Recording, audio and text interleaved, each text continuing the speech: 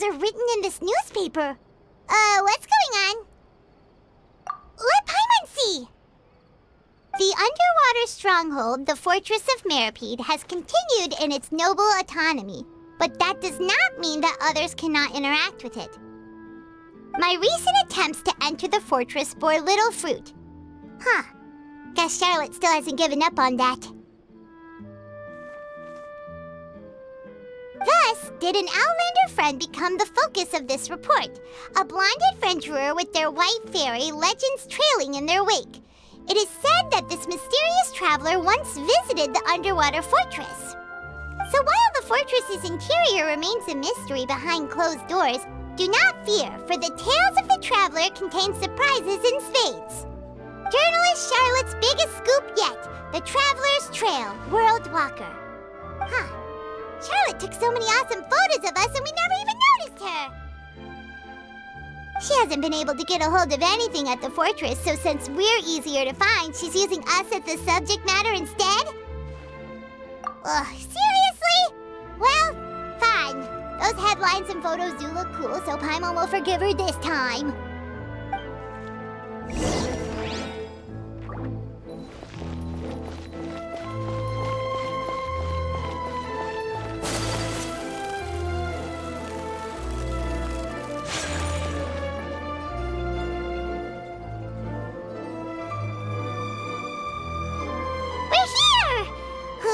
Paimon's hungry.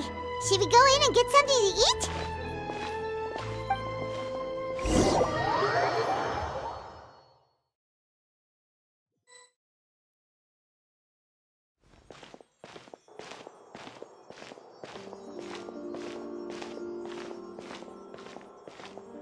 Hey, quick!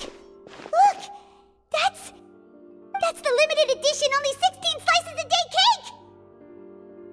It was so delicious the last time we tried it! Despite the tense situation we were in, let's give it another go! Paimon's sure it'll be great! 1 slice of cake, please. Someone showed up after all! Oh, wait, you're the one from the Palais Mermonia. Oh, are you here to buy cake too? It seems Monsieur Nervalette was right. You really can eat. Wait, did he really say something like that? That's right. Even he has his own preferences when it comes to food. As for me, I love the cake and coffee here. Do you come here often? Usually every day. Every day? It's part of my daily schedule, apart from work. I shall have my cake and coffee. Then what if someone told you one day that this place would be closing soon, and you wouldn't get to eat cake here anymore? What would you think? But why would it close? Well, Paimon doesn't know either, but maybe the waters will rise tomorrow. You know, like in the prophecy. Oh, the prophecy. To be honest, I haven't paid much attention to that. No, still, even if there'd be no more cake tomorrow, that wouldn't keep me from having some today. No, it's the same for eating in general. You might not be able to eat tomorrow, but if you can do so today, then you should carry on. That's what people call living, you know. Huh. Don't be sad. Excuse me, could I have 2 more slices of cake to go? These 2 slices are for you. Sijuin said that this kind of expression you're making is what humans call being sad. Oh, you know Sijuin? I sure do. She was born before me, and she sometimes comes to the surface to teach us things about humans. She said that humans are creatures that are saddened easily, yes, and you can only lift their spirits by feeding them delicious food. So please try the cakes here. I've got something else to do, so I'll be going now. You two try to stay in a good mood after eating, all right? Bye.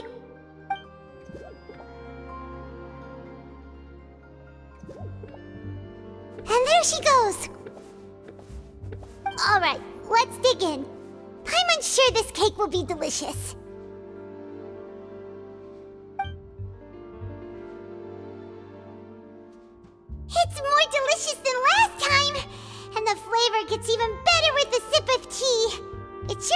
nice if we could come again tomorrow. Sure would be nice if we could always eat delicious food here.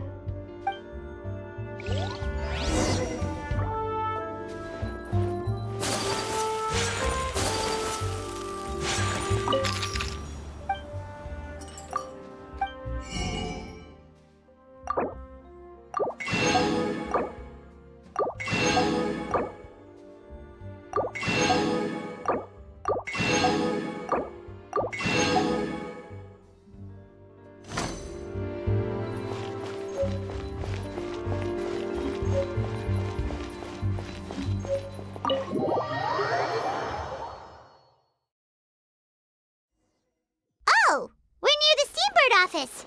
Let's go look for Charlotte and have a chat.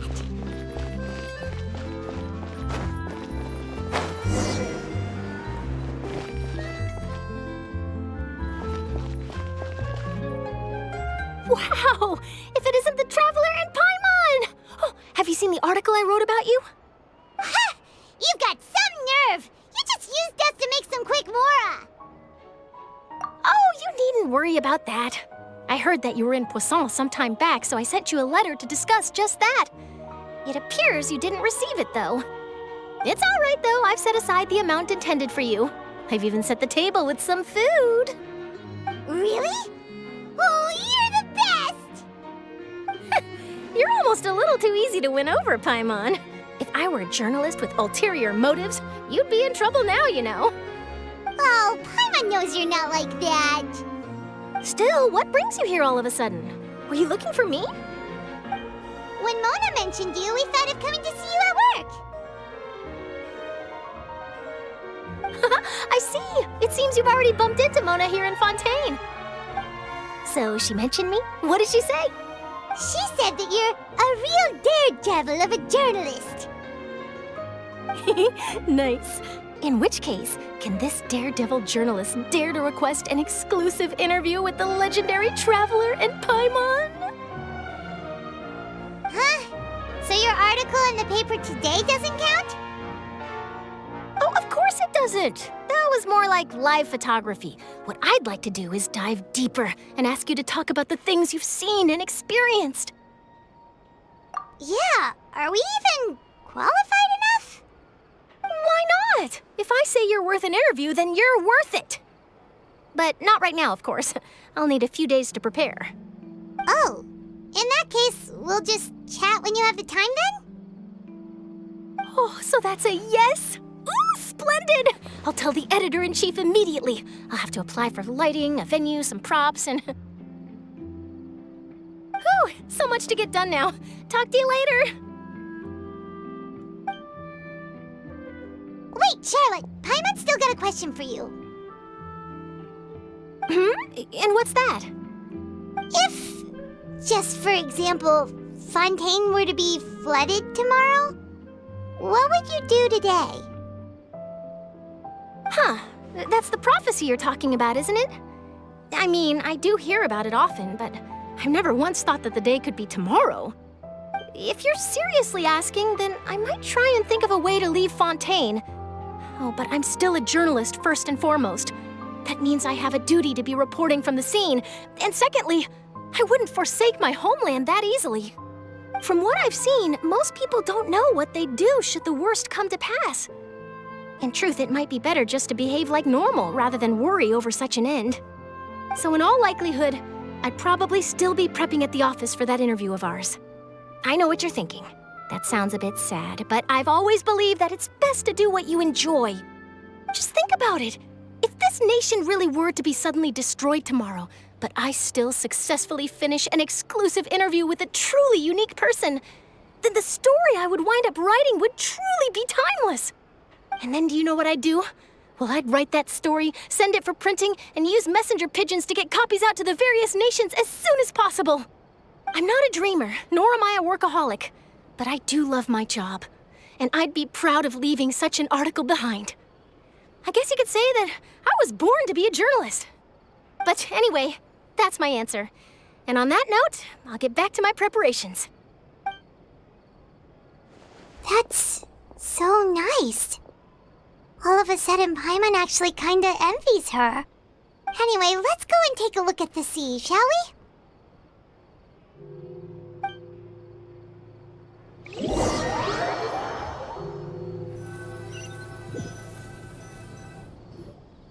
The sea breeze and scenery can be a pretty soothing combo, huh? Paimon's been thinking. If it wasn't Fontaine, but all of Teyvat that would be destroyed tomorrow, where would we go and what would we do? No, Paimon should ask, if you could choose, what would you like to do?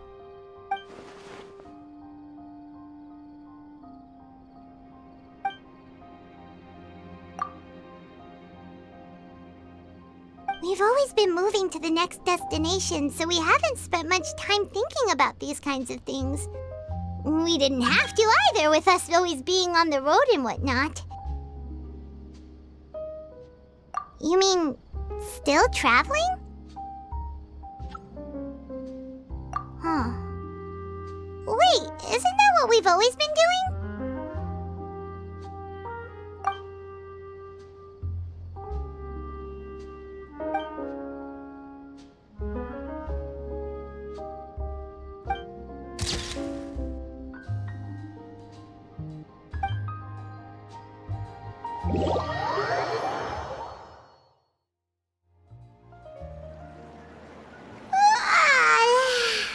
Feels like you'll grow mold if you stay here long enough.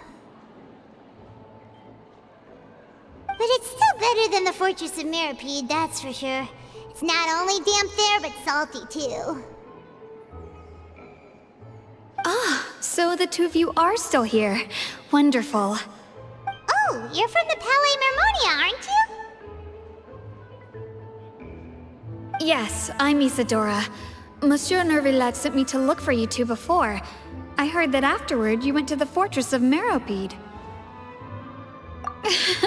Not at all. I'm well aware that you're friends of his. Actually, I'm here to pass along a message from him.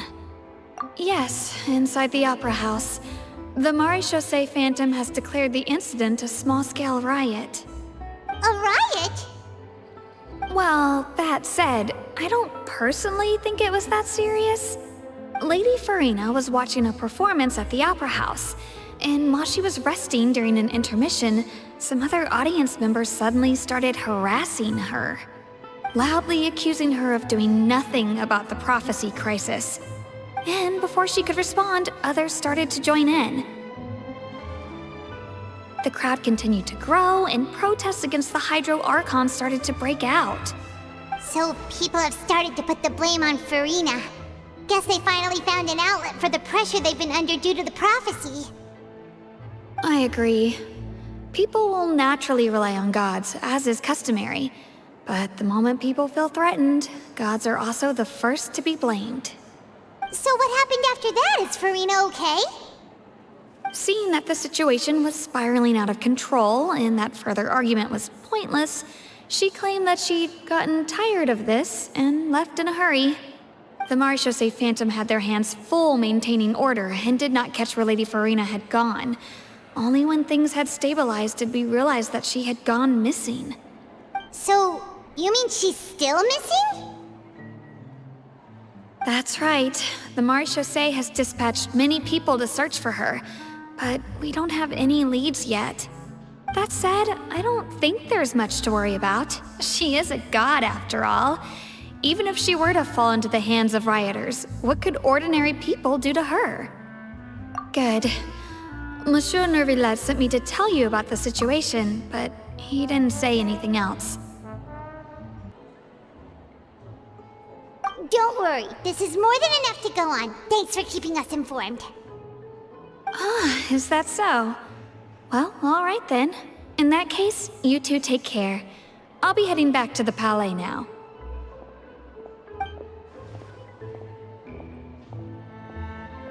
Well, sounds like we should hurry over to Poisson then. If we know Farina, she won't try to fix things in this situation.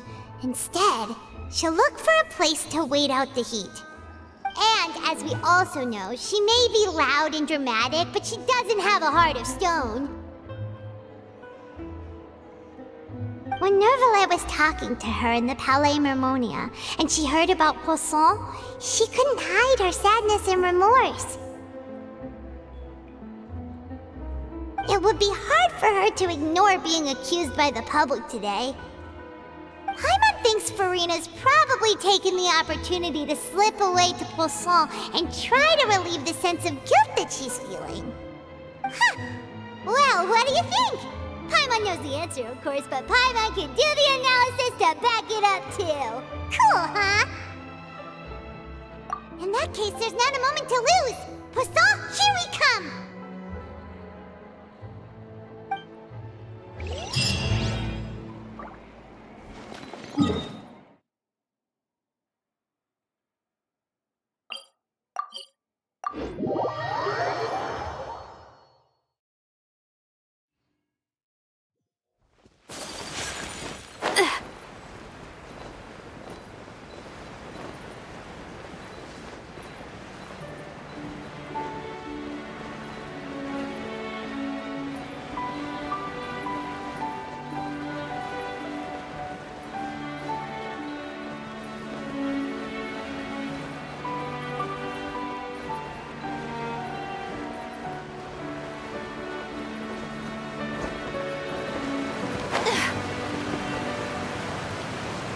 This place looks deserted. Guess all the survivors must have evacuated already. All that's left here are signs of devastation. Could Furina really be here? Let's try to find her as soon as possible.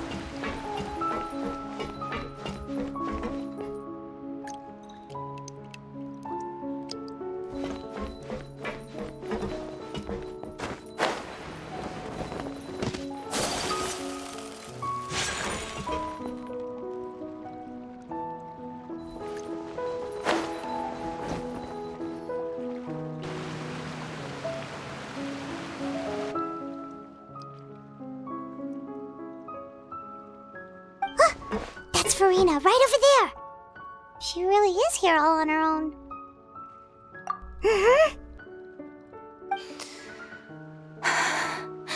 Should I just give up?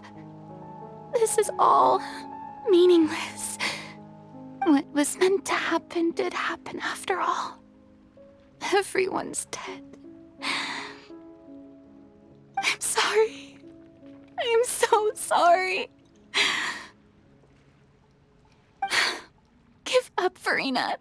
There's no point in holding out. I'm sorry. But what can I even do other than to repeat meaningless apologies over and over? Who's that? Don't worry, Furina, it's just us.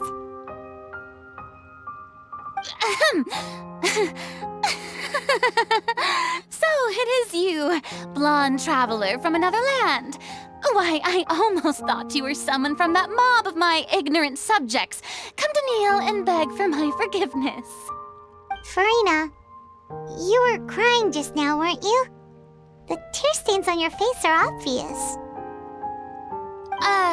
What do you mean, tear stains?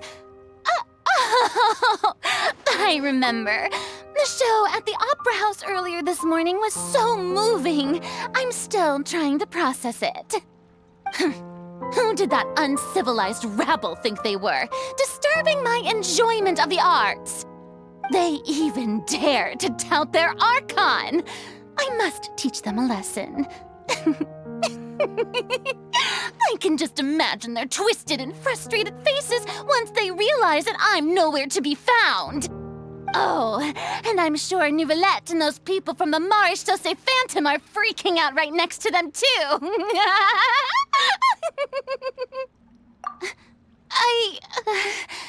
Of course not. Hey, there she is! The Hydro Archon's over there! Quick, after her! Furina, those people seem to be after you. They are? They're just some rabid fans who want to cut the line because they haven't been able to meet me in person, aren't they? That's against the rules. I can't let them get their way. Serena just ran off! Quick, we have to catch up with her!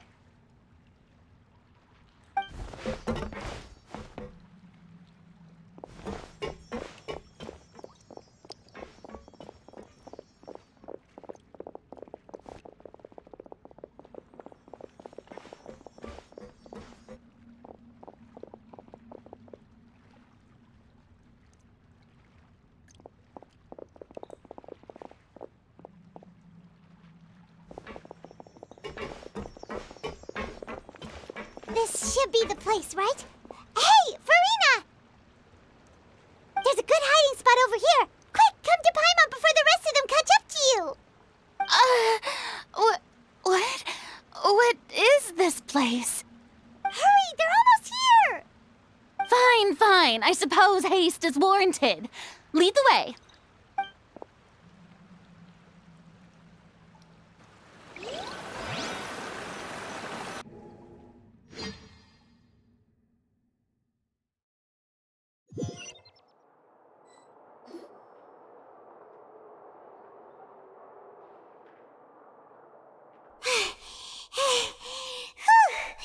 Paimon's exhausted.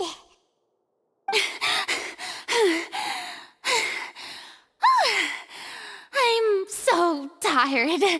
I totally thought they had caught me. No, I merely gave in to the sheer enthusiasm they displayed. You're right. Yep, that's a good girl.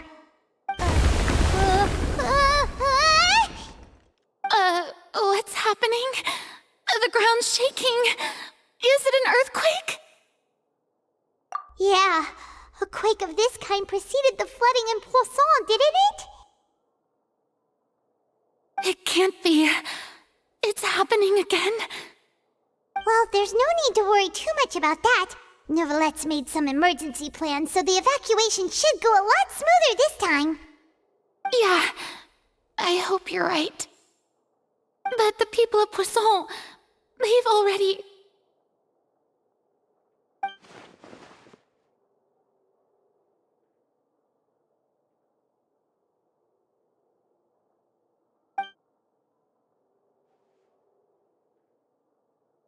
It's true. I've been investigating the prophecy for hundreds of years. I once had informants all over Teyvat, searching for clues and feeding information back to me. I've tried all kinds of ways, too, to hold back the sea. Anything to keep the coastline from advancing. But all my efforts proved to be futile in the end. Really, the truth has been clear to me for a very long time. We cannot make an enemy of the divine. No matter what we do, the will of the heavenly principles will have its way, and the prophecy shall be fulfilled. Give up. I do love the sound of that phrase.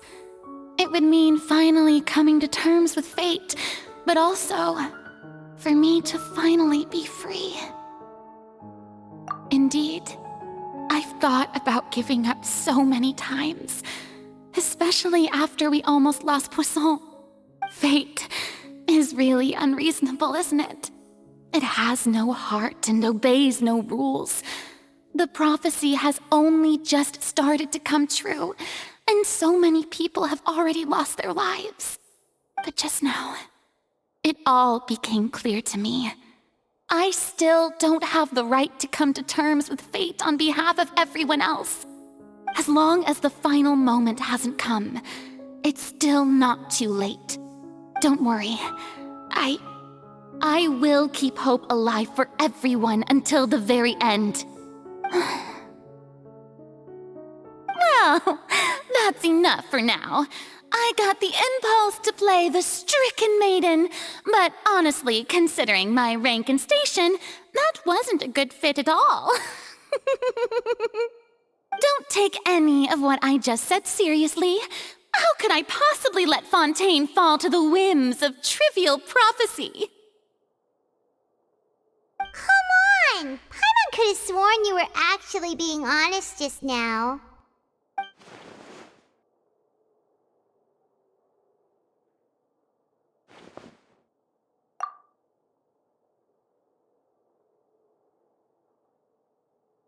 share my burden.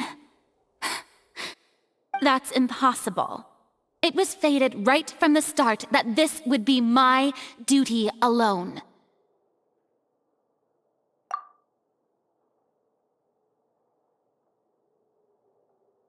A witness.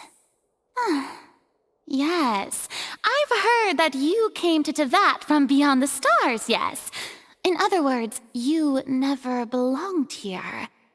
And if Teyvat is, in its entirety, a show on a stage, then you're just a spectator, aren't you? If that's the case...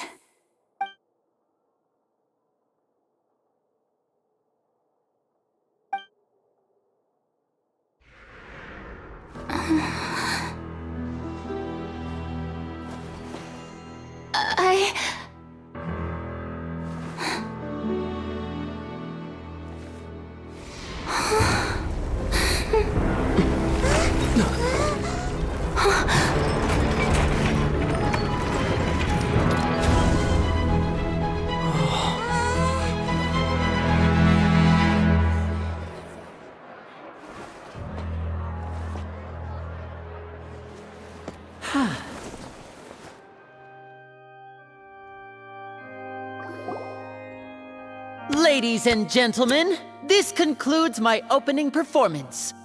Now, without further ado, we may proceed to the trial of our god. So this is what it is. Yes, you deserve praise for the effort you took to raise the dramatic stakes. Do not forget, however, that I am Fosalor, the god of justice, the embodiment of justice itself. Does it not strike you as even the least bit absurd to bring the very concept of justice to trial? May I interpret these words as your refusal to stand trial? In that case, you will have the opportunity to defend your honor through a duel.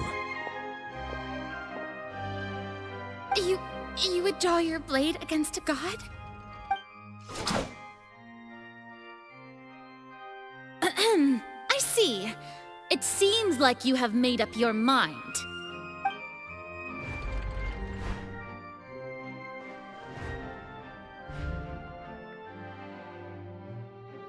Paimon can't believe it. She just surrendered. What the heck is going on? Did I just see an Archon surrender to a human? Wow, how utterly humiliating. Lady Farina, what is the meaning of this? Shh!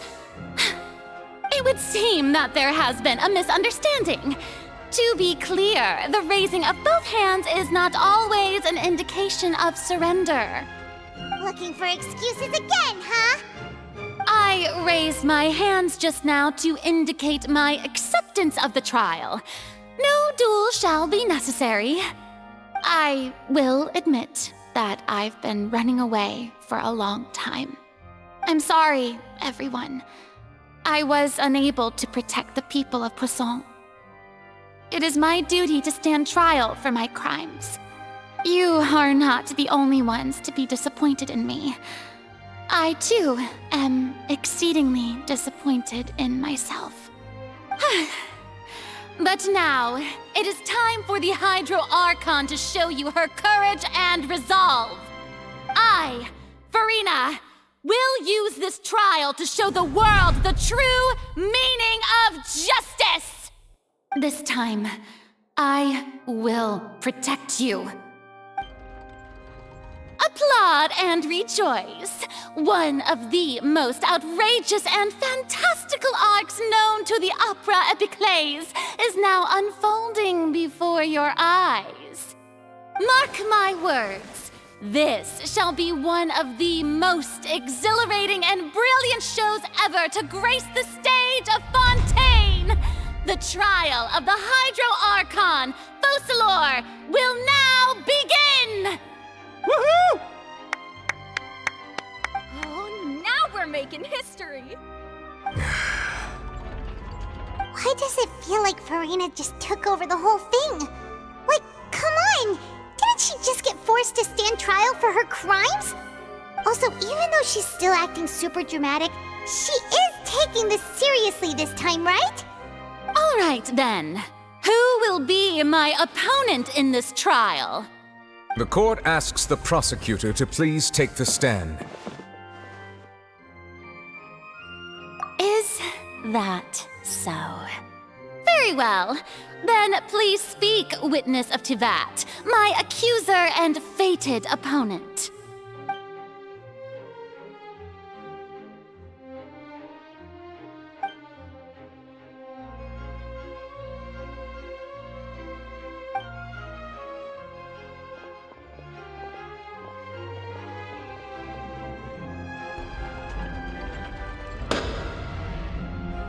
Also, please allow me to ask, as a final question before the trial begins. Just how much work did you do to force me onto this stage? Well, we did do a lot of prep after the meeting that day.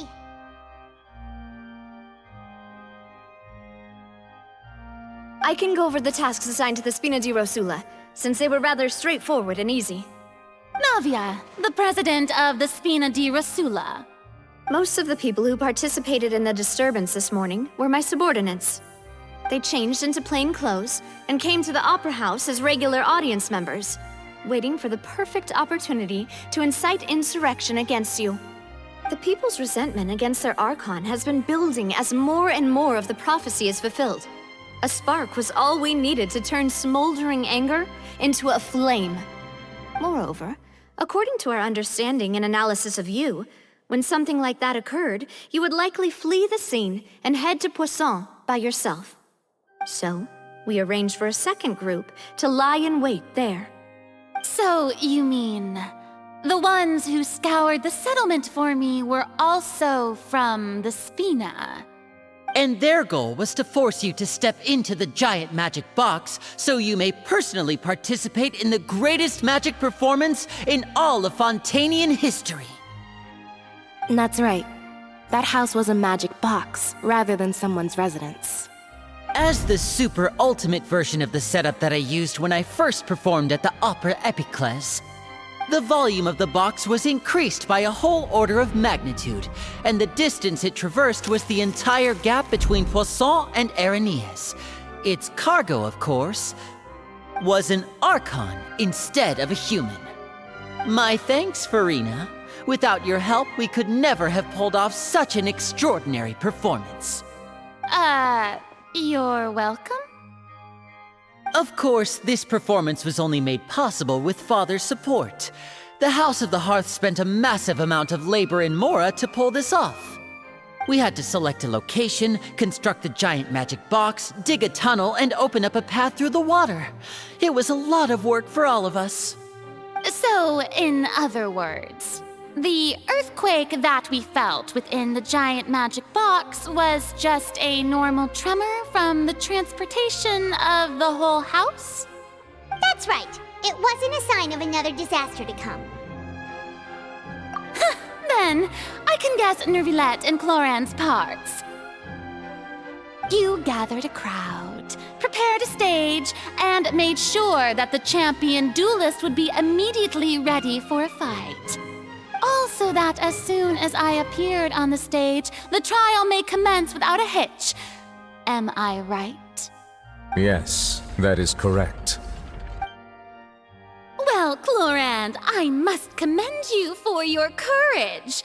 Only the most outstanding champion duelist in all of Fontaine would accept a duel with an Archon without flinching.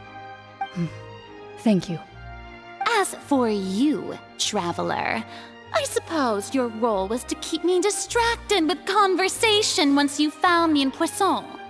You'd make sure that I didn't notice anything amiss before revealing yourself as my prosecutor once we'd arrived onto the stage. Oh?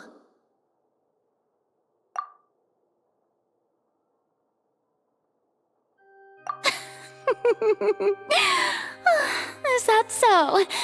Then I suppose I must have missed my final chance. It's fine. It matters not. What's done is done. The stage is already set, so there's no reason to disappoint the audience. Let's see this trial through to the very end.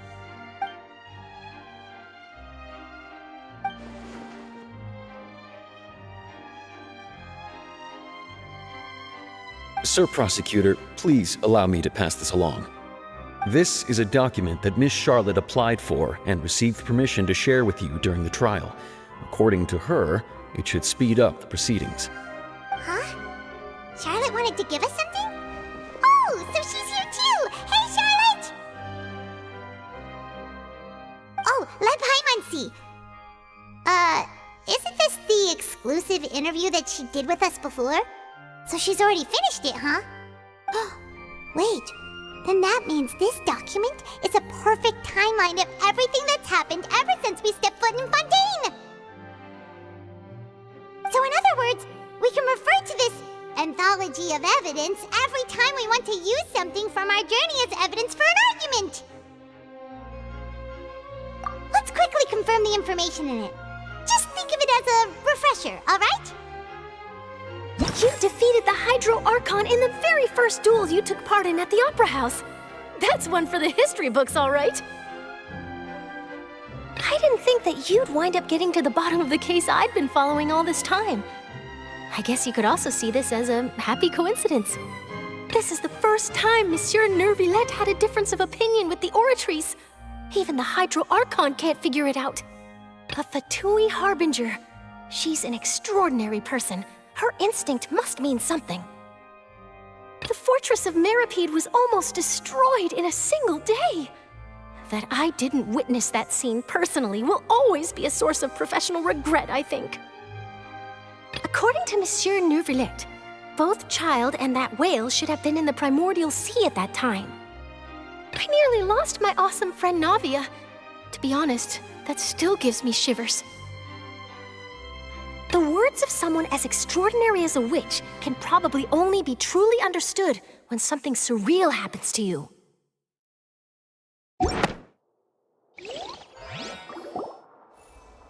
The prosecution and the defense are both in position. The trial shall now begin. Oh, come on, Nervillette. There's no need to repeat all the unimportant legalese. Just fast forward to the part where the prosecution lays out my offenses. As the defendant and the lead actress of this performance, I still haven't even been informed of my supposed guilt in all of this. Of course, it is only natural for humans to struggle to understand the actions of a god. However, you will need more than that to convict me of a crime. That's true, but my charge here is unrelated to your conduct as an Archon. Instead, I would like to charge you as a fraud who's never been the Archon in the first place. Wait, what was that? Lady Farina's a fraud? Hey, I came here thinking that we were going to try the Hydro Archon for forsaking her duty, but did I hear that right? She's not our Archon at all? Charge accepted. Lady Farina, do you plead guilty to the charge?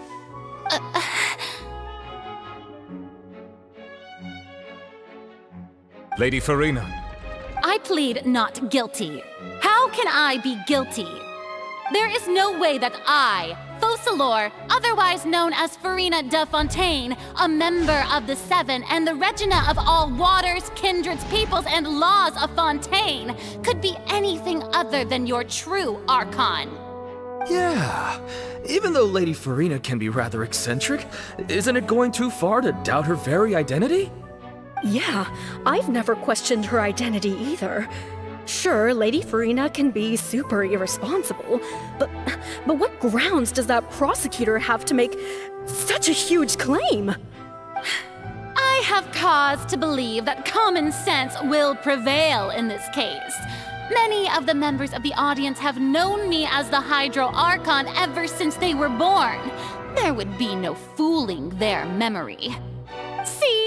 Even the Oratrice has decided to show me its favor. Are you sure you want to commit to a charge that will never be upheld? If you wish to drop the case, I can promise you as the god of justice that you will not have to face trial for making a false accusation. We will treat everything that's happened as a dramatic spectacle and move on with our lives. What do you say to that? An argument with near impossible odds, huh?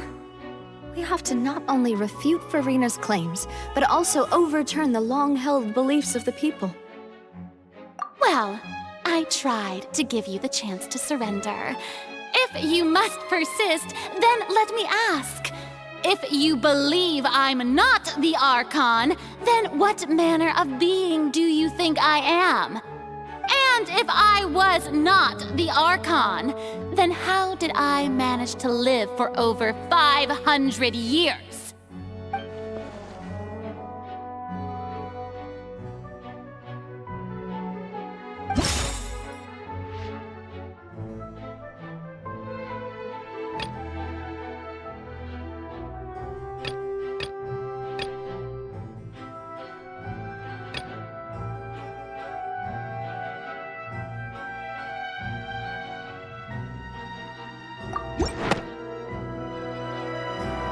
First of all, you may be a member of another long-lived race, which would allow you to naturally possess an extended lifespan.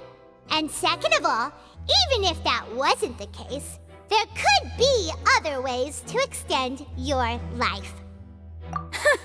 Who gave you that idea? Was it the knave? You'd sink so low as to use a harbinger's words against me. A curse? I once thought it possible that the aura of an Archon might naturally resemble a type of curse. But in light of this claim, perhaps what I sensed was not your divinity, but a curse after all. You sensed it too, huh, Nervalet? Lady Furina is actually a human? Well, it is true that it's extremely difficult to tell humans and gods apart just by looking at them. It's not impossible.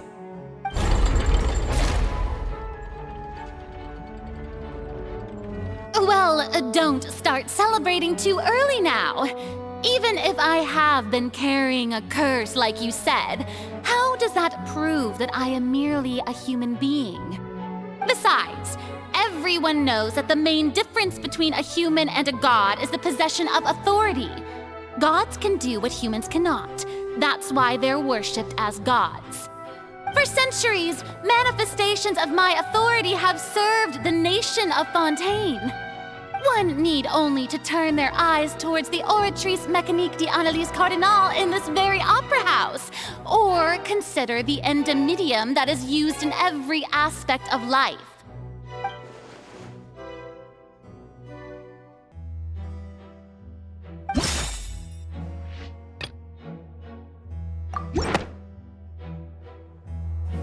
You tried to reference the Oratrice. But weren't you as confused as all the rest of us when the Oratrice declared Child to be guilty without any proof? Otherwise, you should have come up with a good explanation for that by now. Didn't I make myself clear at the time? The decisions of the gods are naturally difficult for humans to comprehend. There is no need to provide an explanation. Lady Furina, I believe a reminder of your current circumstances is in order. While the court is in session, the principles of justice and the law must come before all else. While you are an Archon, you are also first and foremost the defendant in this trial. You will prove yourself unable to defend against the prosecution's charges if you continue to withhold vital information against the rules of the court. I never thought you'd use that kind of rhetoric against me. That was no trick of rhetoric, Lady Furina. I've merely reiterated the rules of the court. Rules that all should respect and follow. So, you neither knew why Child was declared guilty, nor did you understand the structure and operations of the Oratrice. Instead of having been created by you, the manifestations of authority you mentioned have been made by the real Hydro Archon, haven't they? The real Hydro Archon? Well, now you're really losing me. It is true that I did not know why the Oratrice gave out a guilty verdict that day. But the Oratrice handed out that verdict unilaterally, and it has been operating independently ever since it was first created. You can't argue that just because a divine creation is flawed, that the god behind it must also be no god at all. She's still throwing out all kinds of excuses. Seems like she's confident that we won't be able to produce proof that she has no power over the Oratrice. My power as an Archon. There are many ordinary citizens in the audience. How can I just carelessly demonstrate the formidable power of an Archon? If that poses a concern, I'm prepared to extend my protection to the audience. You don't need to go that far.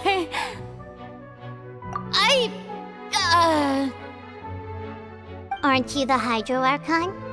Or is it that you can't even wield the power of Hydro, much less the authority of a god? Indemnitium! Yes! It's all because of Indemnitium! All Archons derive their power from the faith of the people, and I've converted the people's faith in justice into Indemnitium! Thus did I give up all of my divine power to provide everyone with energy for their daily lives. Have you ever seen a more magnanimous god? Isn't that a huge stretch?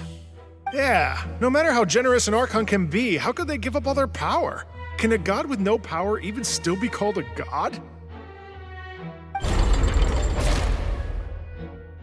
It seems like nobody's buying Furina's excuse.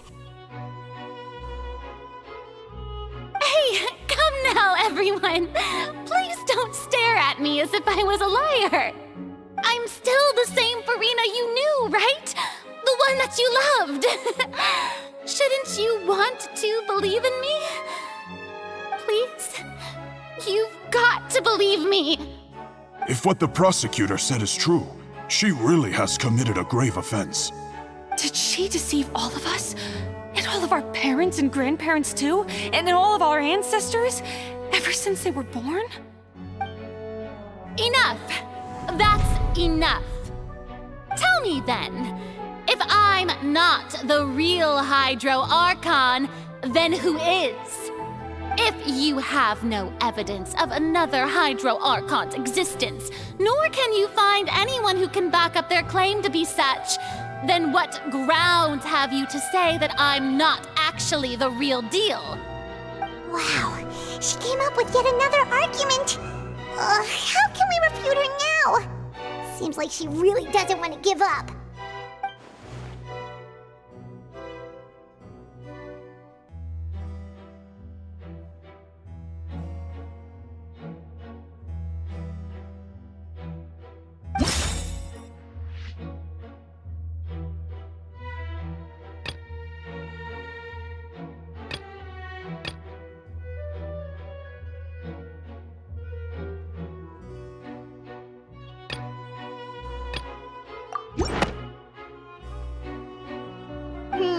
That doesn't sound right.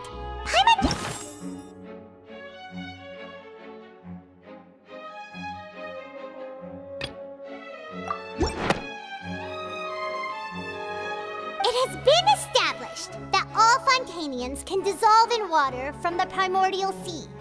And that means... Since you insist on claiming to be a god and not a human, then there's a method that you can use right here and now to eliminate all suspicions of you being the latter.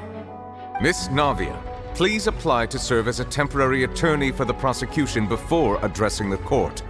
Though you act in partnership with the prosecutor, you must still adhere to proper procedure. Super sorry, Monsieur Chief Justice. I swear this really will be the last time that I'll speak out of turn. Now, I've brought some seawater from Poisson. As everyone knows, a massive flood struck the area not long ago, taking many lives, including those of some of my closest friends. So, Miss Furina, would you dare to touch some of this seawater? If we are to believe that you are indeed the real Hydro Archon, touching this seawater would have no effect on you. All it should do is strengthen your case. But if you don't dare to touch it, then we would have basically proved the reverse. Oh, and I must remind you that after the disaster at Poisson, nobody wants to see any more people dissolve. I do hope you'll act prudently and choose the simpler path of admitting guilt. Navia from the Spina di Rasula. The Spina has governed Poisson for many years. I guess her suggestion is valid. If Lady Farina is indeed just a human, she's probably Fontanian like all the rest of us. Would she really dare to try?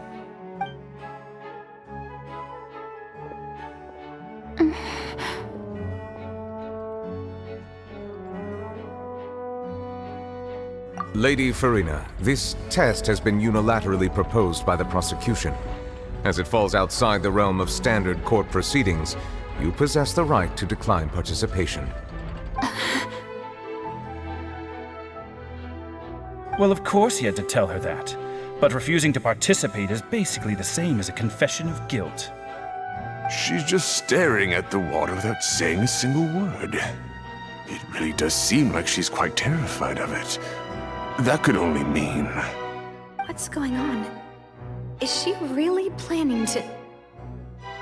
That's not what we thought she would... Due to the inherent risk of the test, Lady Farina, you may... Hey!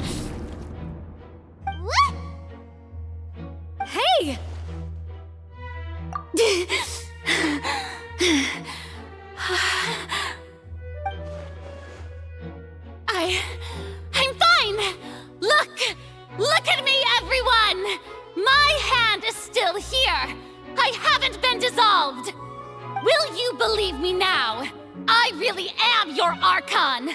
I'm nothing like a normal human who would fall apart as soon as they touch this water!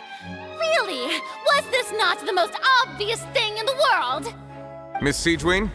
If you're present, Miss Siegewin, please come forward and attend to the defendant. Siegewin? Don't be nervous.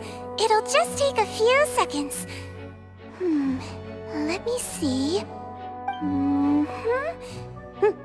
That should be enough. Please announce the results of your evaluation to the court, Miss Siegewin. As everyone doubtlessly saw, Miss Farina was displaying symptoms of hyperventilation and flushed skin. These indicate that she was experiencing the adverse effects of exposure to primordial seawater. The extent to which she was affected is the same as other humans when exposed to primordial seawater of a similar concentration. Thank you, Miss Siegewin. Lady Farina, you may return to the defendant's stand. Oh, wait. What did she just say? I didn't get dissolved! Shouldn't that be enough to prove my innocence? Well, considering your tendency to run from your problems, we did originally prepare a direct sample of the seawater around Poisson. However, after extensive discussion, we exchanged it for a sample that is not concentrated enough to dissolve an actual human. After all, on the off chance that something entirely unexpected might occur, we don't want anyone else to lose their life to the sea. Yeah, so out of regard for Farina's life, you secured a low-concentration sample and asked the head nurse to serve as an expert witness. It's a great thing that the direct sample wasn't actually used. Farina could have... I can't believe... You...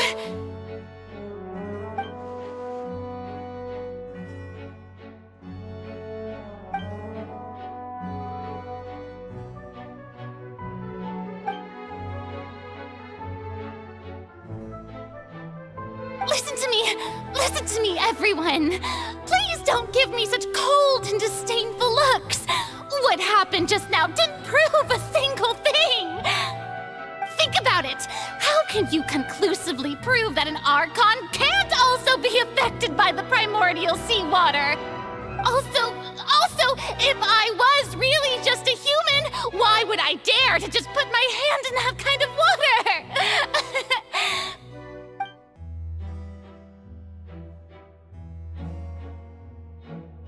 Please, anyone, just listen to me! I swear, I really am your Archon!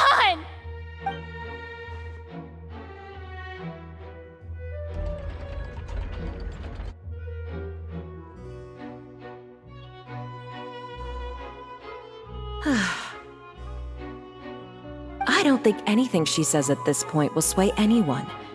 The odds are just too stacked against her now. With all the things that have been said, Paimon doesn't think there's any way left for Furina to win. I believe the time for arguments and presentation of evidence has come to an end.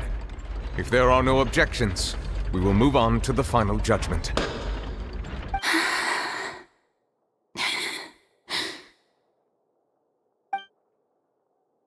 I don't think anything she says at this point will sway anyone. She's too stacked against her now.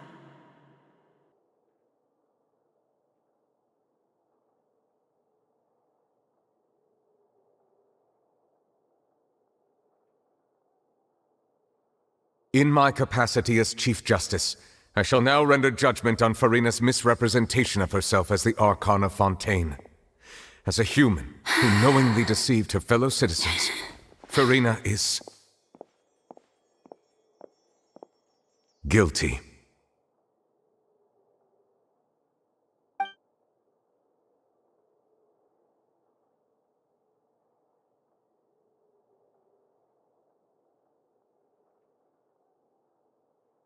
We shall now turn to the Oratrice Mécanique d'Analyse Cardinale to render the final verdict on the charges.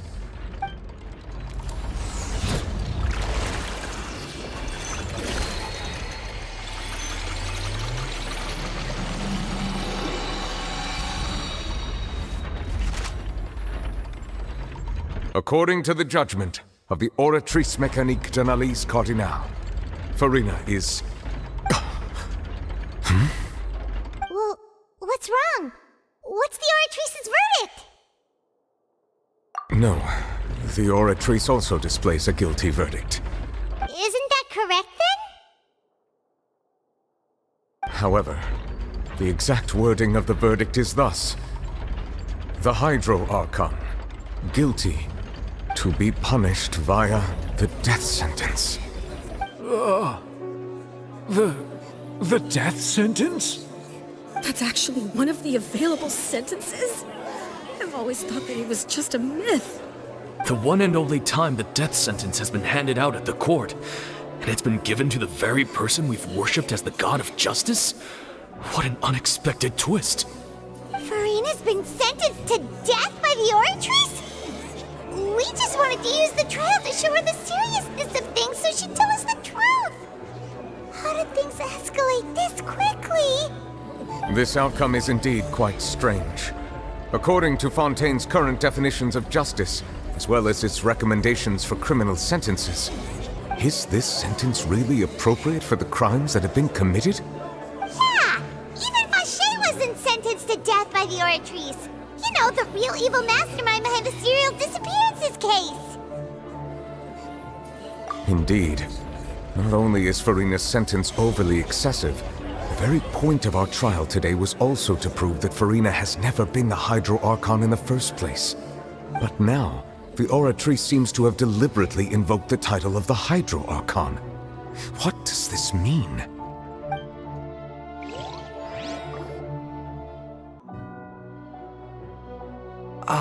Excuse me, if I may interrupt. Is the trial still going? Fremine!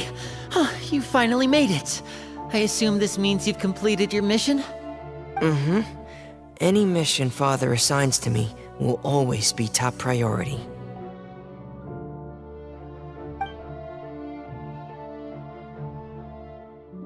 Is that the first prophecy slate? Huh. So the knave privately arranged for Fremine to try and find the missing slate. I looked everywhere and finally found it at the bottom of the sea. It took me a long time to get around some dangerous stretches of water. But has the trial already concluded? Then doesn't that mean I've come too late? Oh no. Thank you for your hard work, Mr. Fremine. Please allow me to review the record left on the slate. Traveler, I believe that you have already seen the other existing slates, and would like you to come here and confirm their contents.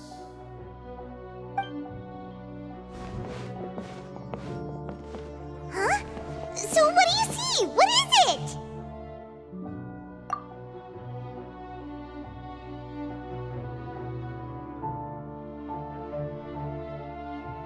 I believe I've now made sense of the Hydro Archon's crime. It has to do with Fontaine's lost history. Huh? Isn't the Hydro Archon just guilty of deceiving her people? Oh, wait, no, that's Farina, and we've already proven that she's not the Hydro Archon. So when you say Hydro Archon, do you mean the real Hydro Archon we've been kinda talking about? In truth, everything that you've encountered in Fontaine up until this point can be traced back to the contents of these stone slates. However, I'm uncertain as to how much sense they currently make to you. Okay, let's try to recall the contents of the other 3 stone slates. Paimon will do her best to help you remember.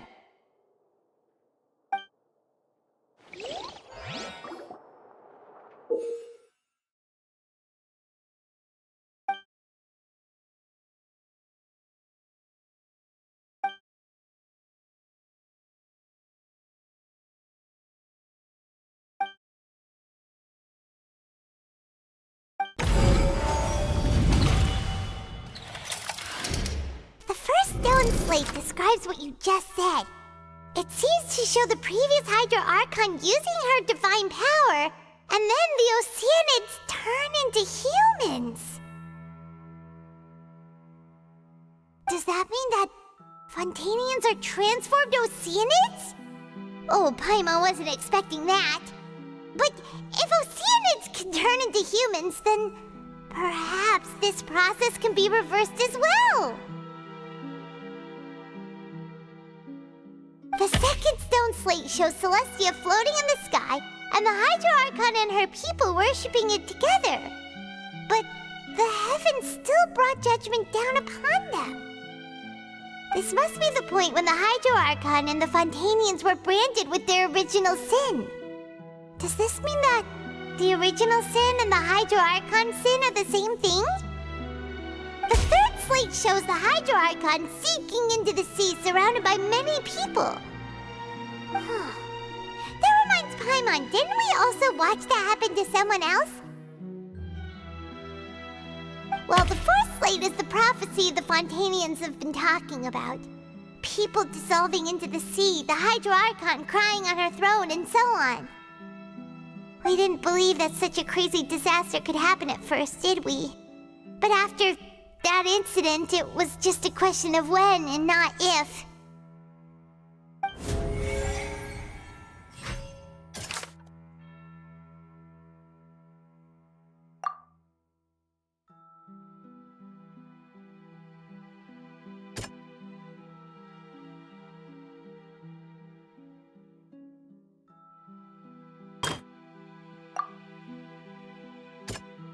That doesn't sound quite...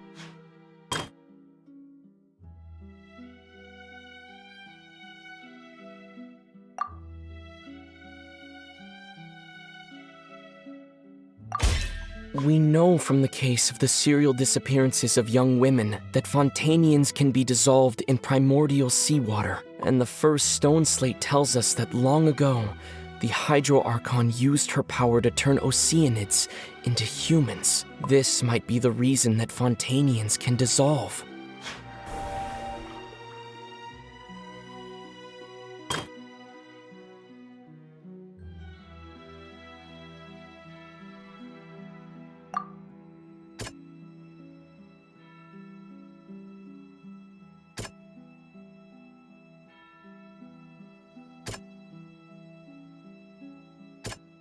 That doesn't sound... It's not as simple as falling into the sea. When Navia fell into the sea, her consciousness was subjected to judgment. The stone slates show the people gathered around the Hydro Archon in the sea. Could that be alluding to the same thing?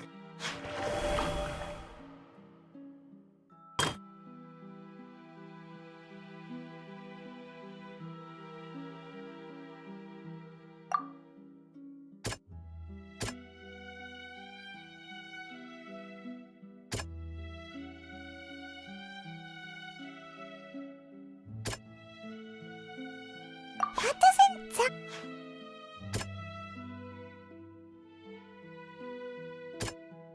That doesn't sound...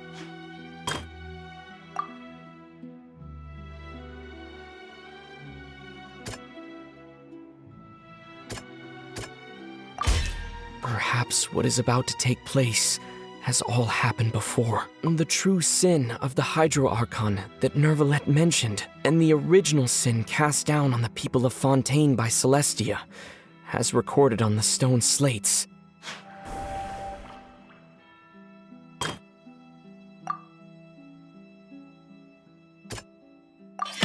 The prophecy from the stone slates found its way into society, but not many people believed it at first. The fortress of Meropide was nearly flooded with primordial seawater, which we know can cause Fontainians to dissolve. It seems increasingly likely that the prophecy may come true. If we hadn't dealt with it in time, things could have gone very badly. They'll dissolve into the primordial sea but won't cease to exist. Their essence will flow in the seawater, converge, and take the form of an Oceanid.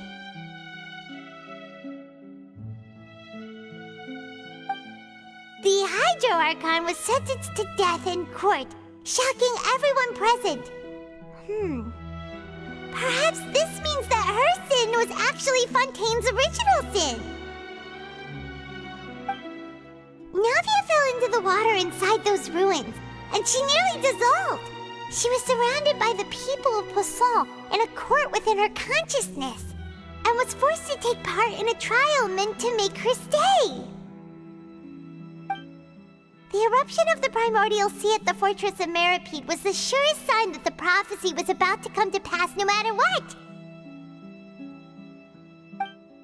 The prophecy's contents can all be verified by recent events. If we combine what we know together, loads of truths should come to light.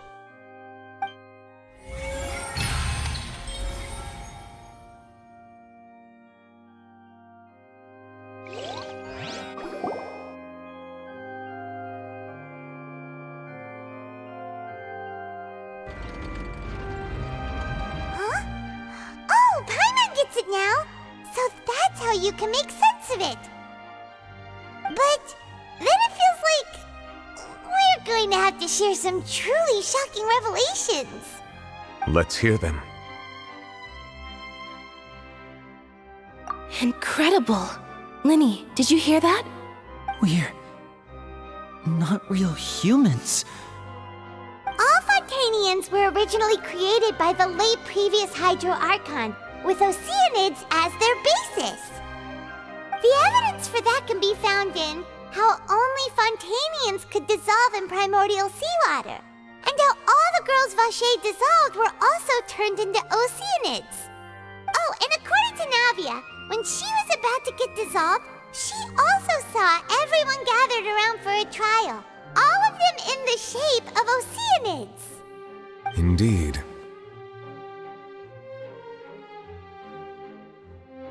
Yeah, and it follows from the content of the first slate that she probably angered Celestia by creating humans without prior permission. That could also explain why the Oratries judged the Hydro Archon to be guilty. It's to account for that ancient sin. The Hydro Archon's true sin was creating us?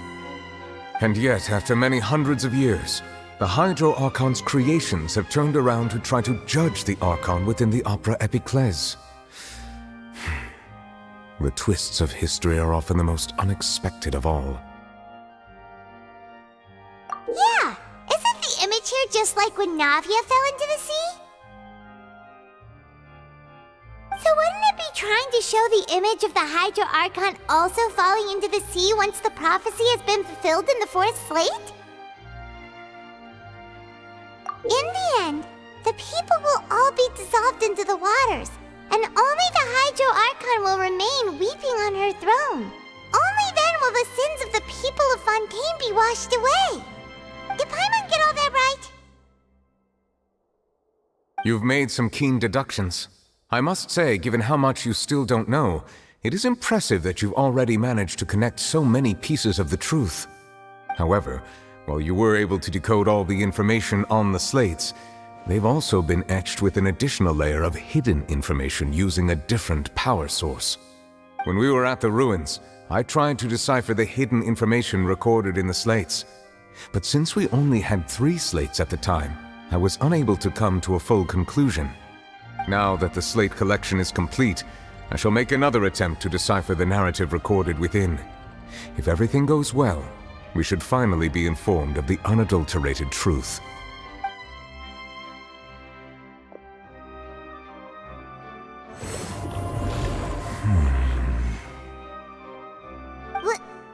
Well? Did you get it? I believe I should share this truth not only with you, but with all the people of Fontaine as well. I will try to briefly summarize it for you.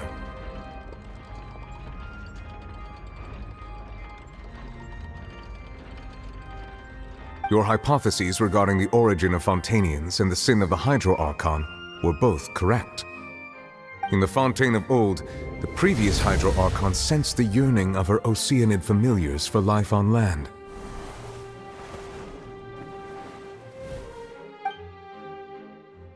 The Oceanids were enamored with the beauty and romanticism of human beings, and wishing to have those experiences for themselves, expressed to the Hydro Archon their desire to become of a similar kind.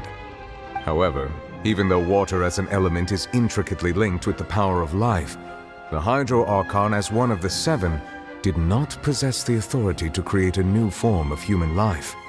Not one to give in, she eventually found a way to create permanent humanoid bodies for her familiars by appropriating the power of this planet's primordial sea. She poured primordial seawater into the Oceanids' blood vessels, creating humanoid mimics in the process. But if Fontainians were to ever come into direct contact with water from the primordial sea, the power within their bodies would escape these artificial restraints and return to the sea. As a result, their forms would collapse, and they would be reverted to their original forms as Oceanids. Of course, the Hydro Archon never received permission from the heavenly principles to create a new human race. And thus, the Hydro Archon and all of her creations came to shoulder the original sin of appropriating the power of the primordial sea. That is the true history of how the people of Fontaine first came into being. So we were all Oceanids before we turned into human beings? That's way too much information for me. I think I'm just going to pretend that I never heard a single thing. Wait, but if that's the truth, we can't let the Hydro Archon be sentenced to death. After all, her only sin was creating us. This really might be too much information for your regular Fontainian, but it does answer a lot of our questions. Alas, your hypothesis regarding the 3rd and 4th stone slates was inaccurate. The slates' respective positions are, in fact, correct. A key point of the visual on the 3rd slate is how all the individuals depicted in the water are humans rather than Oceanids. They have not been dissolved, which implies that the water depicted in this slate is not water from the primordial sea. The nation of Fontaine is the nation of Hydro, as well as the nation of trials and justice.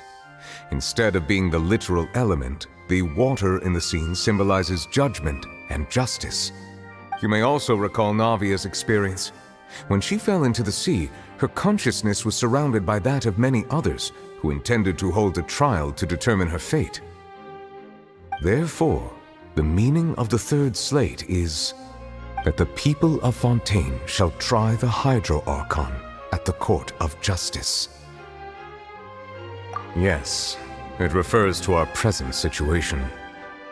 I think I'm following now. So, what you're saying is, even though we decided to put on this trial to avoid fulfilling the prophecy, in truth, everything we've done has happened exactly as the prophecy foretold. So now, it seems, we're the ones making sure it comes true. What should we do? Huh. No matter what, the prophecy will be fulfilled. Is this what it feels like to be a prisoner of fate? If that's the case, does that mean the scene in the fourth slate will also be fulfilled soon? Traveler, I would like to point out another small fallacy in your deductions. About the fourth slate, you probably thought that the eruption of primordial seawater beneath the fortress of Meripede served as the surest sign that the prophecy was about to come to pass, yes? However, I believe that rather than being a sure sign, that eruption could in fact only be a small warning of something far worse to come. As for the root cause of the catastrophe, I believe you've already encountered it once before.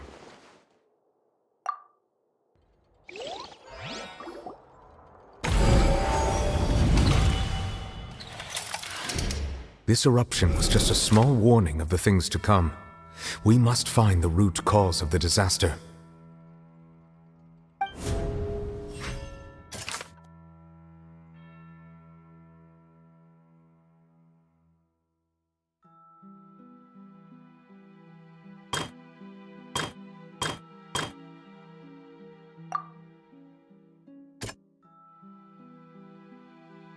That doesn't sound...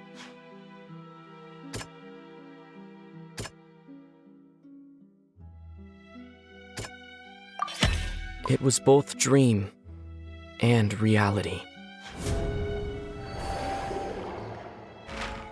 If we're talking about a true culprit, that could only be that thing inside the primordial sea, right? The truth, the original sin, the trial, and the root cause of the disaster.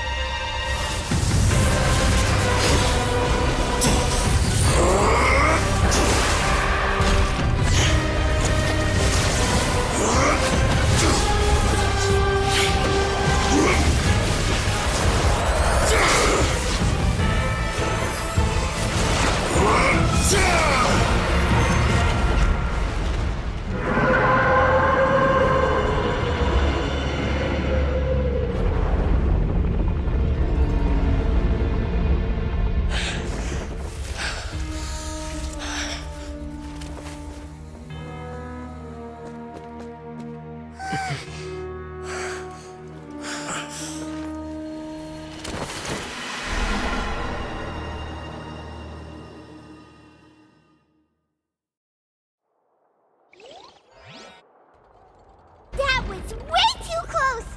How did that thing just burst into the opera house? Wait, was that the huge whale you saw in your dream? So we've met it at last. I understand very well why it has chosen to make an appearance here. That whale does not belong to Teyvat. It is a monster that has traversed the stars, weeping all the while. It has been greedily consuming the energy from the planet's primordial sea, using it to grow. That is the main cause for the rising sea levels. And once it has finished consuming all of the energy contained within the sea, its next step will be... You said that when the Hydro Archon first created Fontanians out of Oceanids, she filled their blood vessels with primordial seawater. Precisely. That whale finds the blood of Fontanians nigh impossible to resist. Therefore, when it left the primordial sea, it decided to make its next stop a packed opera house full of food. Food in the form of Fontanians. We just barely managed to push it back, right? In that case, won't it come back to target the people again once it's managed to recover its strength? That is correct. Indeed, it is more accurate to say that we should thank that Harbinger for buying us some time. Without him, the whale would have likely come onto land far sooner. From the way he looked, he must have been fighting the creature for quite a long time. That battle maniac. We've always known that he had a special connection with that whale, but we definitely didn't expect it to help us out like this. Anyway, now that we know that this whale is the actual cause of the disaster recorded in the prophecy, all we need to do to stop the prophecy would be to find a way to beat it up, right? It is too late. It had already absorbed too much of the primordial sea's energy before we could notice it. At this point, it has become practically integrated with the sea itself. Even if the entirety of Teyvat were to be destroyed, it could still survive and swim off towards some other world. That's not something I will accept. We've already done everything we can, and we even found the true culprit.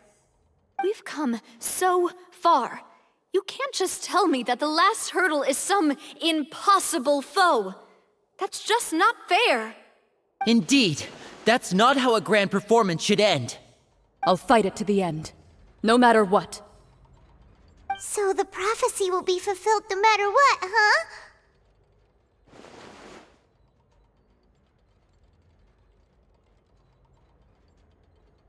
The prophecy. Yes, what has been prophesied will be fulfilled. You may view such things as the history of the future.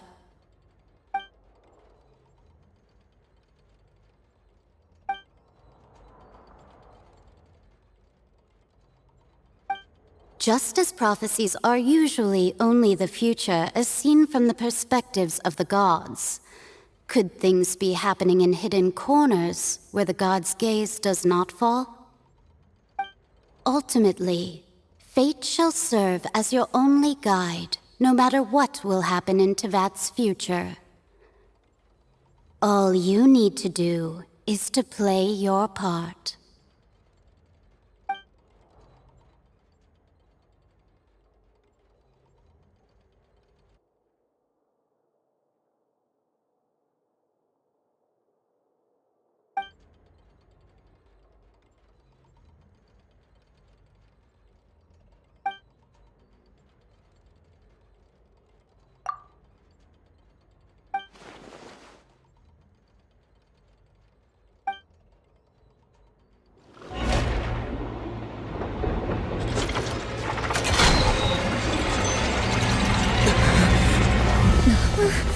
What's happening with the oratories? I believe it is preparing to carry out the death sentence.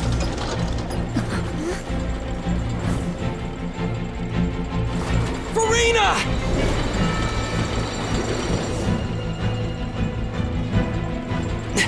No, I still need answers.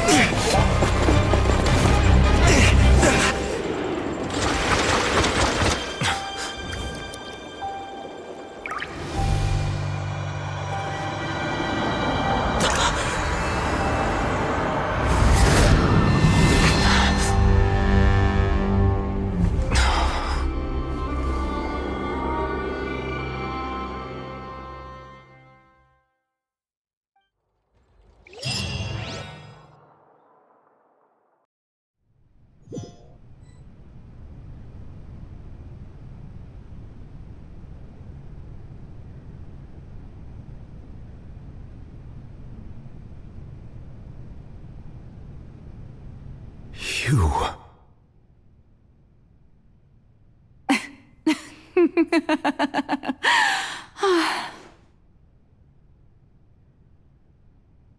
Sorry.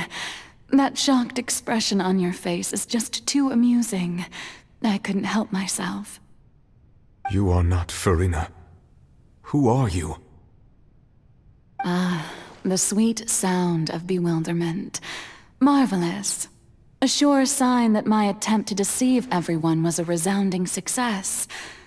But to answer your question, I am Focalor. You know, the god.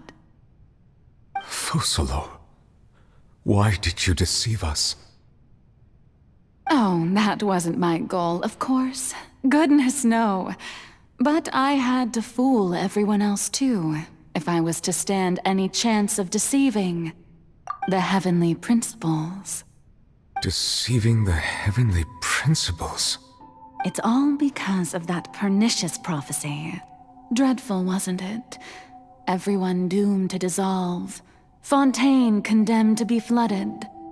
One was not amused. In fact, one was positively bemused when that problem was thrust upon me by my dearest predecessor. That's the former Hydro Archon Egeria, for the uninitiated. It hardly gets more disastrous than a preordained national catastrophe, now does it? She knew full well that the prophecy would surely come to pass. And as one of the seven, she also knew full well that one defies the heavenly principles at one's peril. So yes, as you have no doubt surmised, it was a rather impossible situation that I found myself in. I spent a terribly long time mulling it over, alone on the ocean floor. And I was almost growing barnacles by the time I finally realized there was only one possible solution to this confounding conundrum. I had to outwit the heavenly principles, allow the prophecy to be fulfilled, ostensibly at least, while saving everyone at the same time. I'm a genius, I know. I can only assume that's why Egeria chose me as her successor. Although, looking back now, it was hardly the inheritance one dreams of.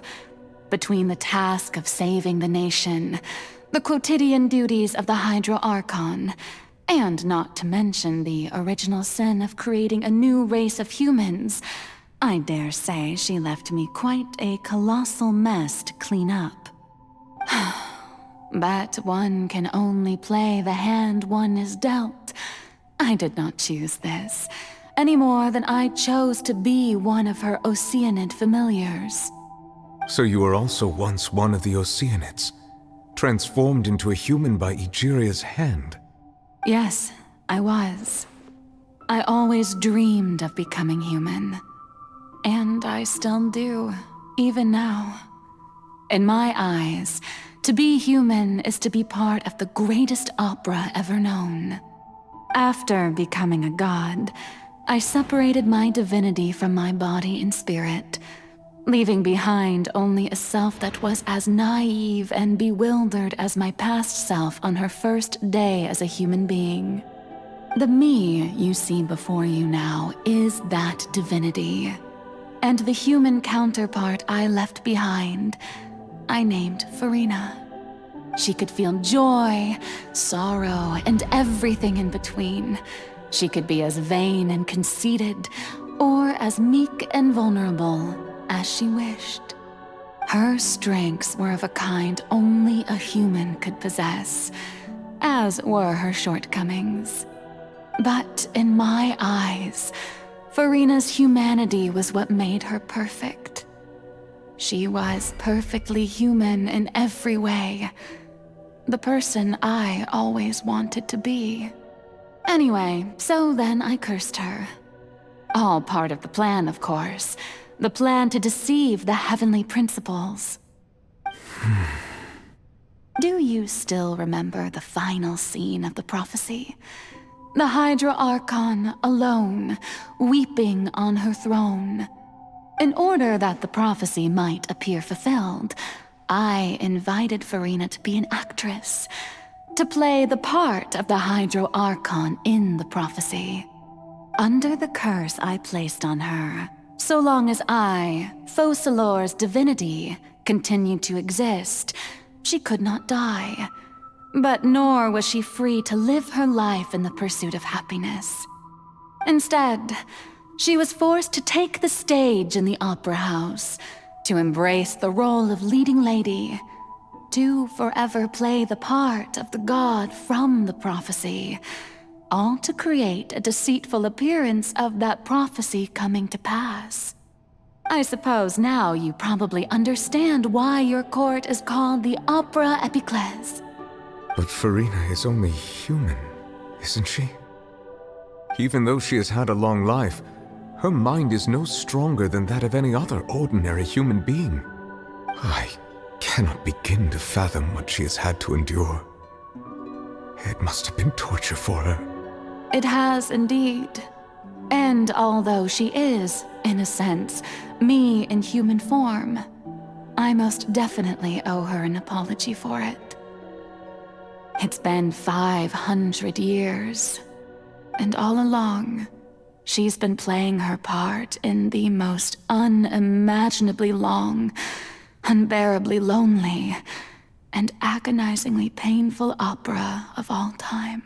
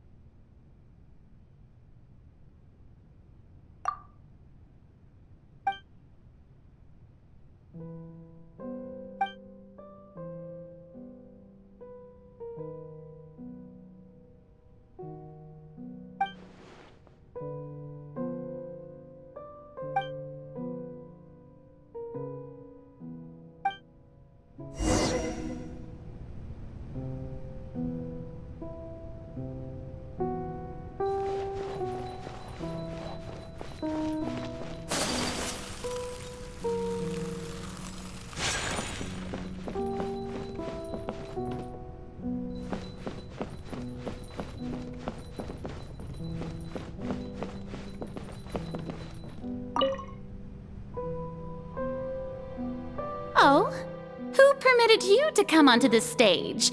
Now, I understand your admiration for my august self, but I must ask you to keep to the rules. All right. It is not my intent to reprimand you. There is no need to state your name. Just be off with you.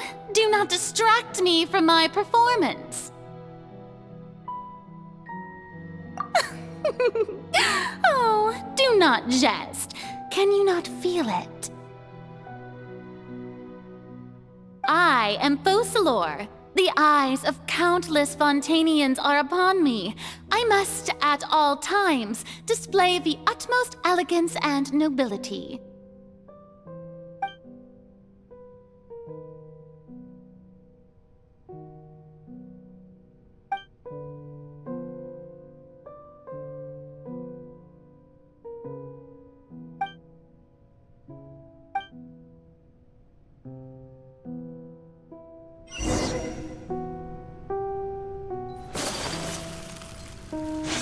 Dear audience, the performance is experiencing a technical difficulty, but worry not. The guards shall resolve it soon. Allow me! Take flight! Yeah!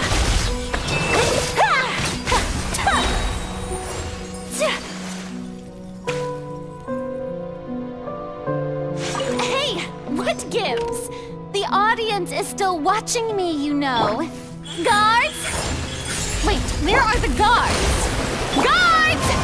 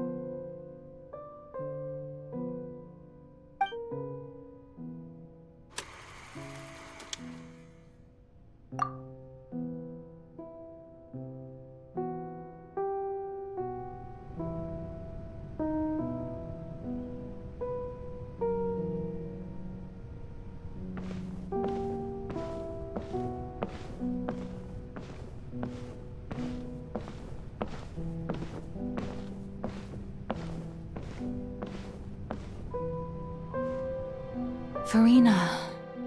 Furina. Huh? Who's that? Who's calling me? Where are you? Be not nervous. Be not afraid. I am before you. Wait a moment. You're near me? How can this be?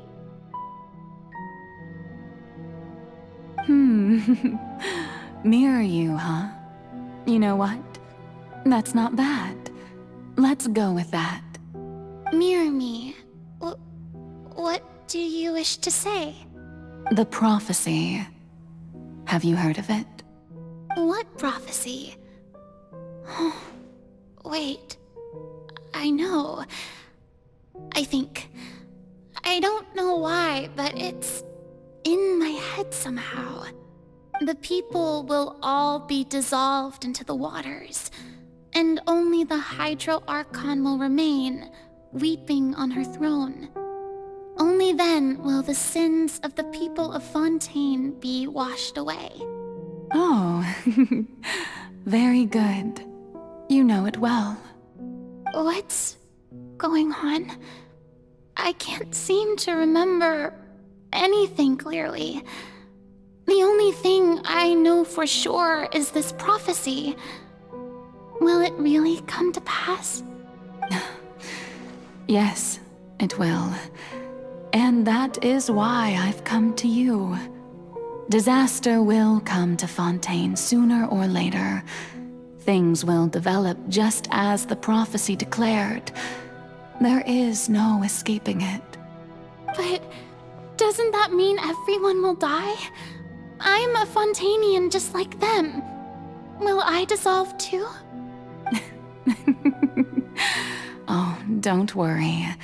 Magical meetings exist in this world precisely to give people a chance to turn things around. It is the reason why you met me today. I will tell you how to save everyone, but you may have to suffer somewhat. Oh, so there's still hope after all. Goodness, you frightened me. You spoke so much and with so much certainty. As for the suffering, well, I will admit that the first thing that came to mind was, why do I have to be the one to suffer?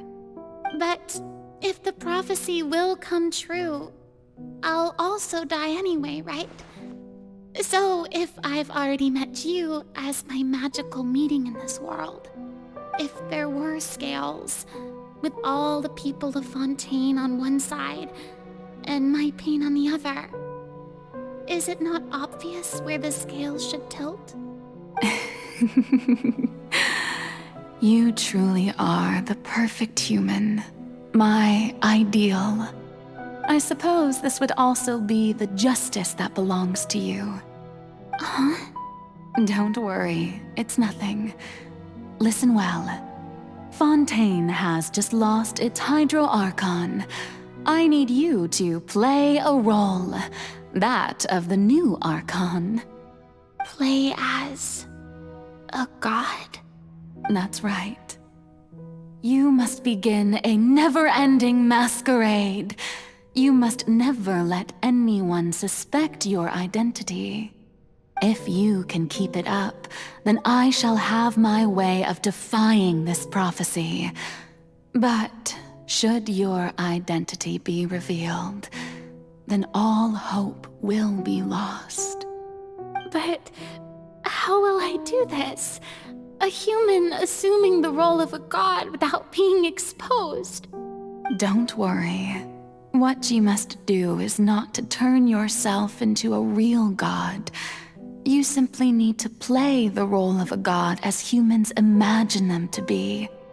Being a human yourself, I'm sure you already know what such an entity would be like.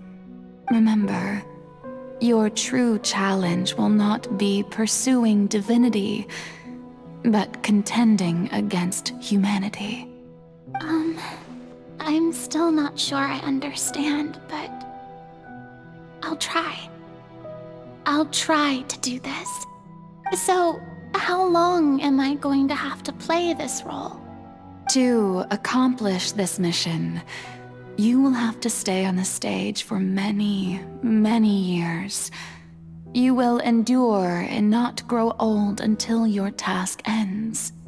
But I promise you, all will eventually end in a magnificent and dramatic trial, and everyone will be saved. A trial, huh? How exciting.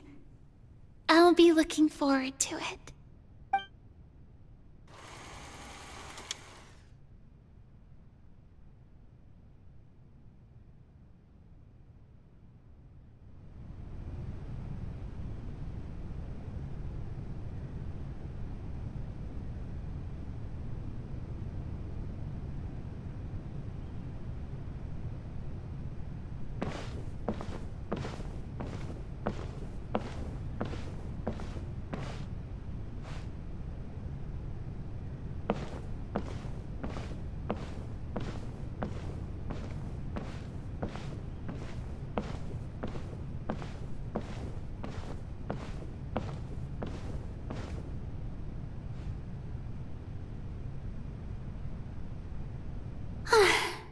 The Maison Cardinalise has announced my accession, but this is my first time facing the people. What should I say to most appear like a god? To be honest, I still don't know. Perhaps I should first try to act natural. Ladies and gentlemen, good evening, and welcome to the Opera Epiclese. I'm sure you've all heard about how I have taken on the role of Hydro Archon. Indeed, I am Verena de Fontaine, your new Archon. In truth, I know little about becoming a nation's new god, but it will be my honor to guide you all. As the god Focalor, the god of justice, I shall do all within my power to lead you into an age of fairness and justice. Once again, thank you all for coming. If you should have any questions or suggestions, please send them to the Maison Cardinalise. The future of Fontaine will require us to work together, after all. This should do it. I thought I might stammer, but thankfully, I was able to convey my thoughts just fine. Okay, and next. That's the new Hydro Archon. Is this some kind of joke by the Maison? I would have thought that a being that surpasses humanity would be a bit more assertive. Hey, did you hear that? She even told us to send her suggestions there at the end. Shouldn't gods be all-powerful? She's being so modest. What's the difference between her and an ordinary person, then? If you ask me, perhaps the succession didn't actually happen. She might just be a Maison-backed puppet. Wait, what's going on? Why is everyone suspecting me of being a fake? Oh, this is bad. If I get exposed here, there'll be no saving the people from the prophecy. Right. Mirmi said that I just need to play the role of a god as humans imagine them to be. Calm down, Verena. Think. What do the people want? How would they imagine a god to speak and act? Assertive, with a strong sense of presence. One who can dispel all doubt. That is the character I'm fated to play.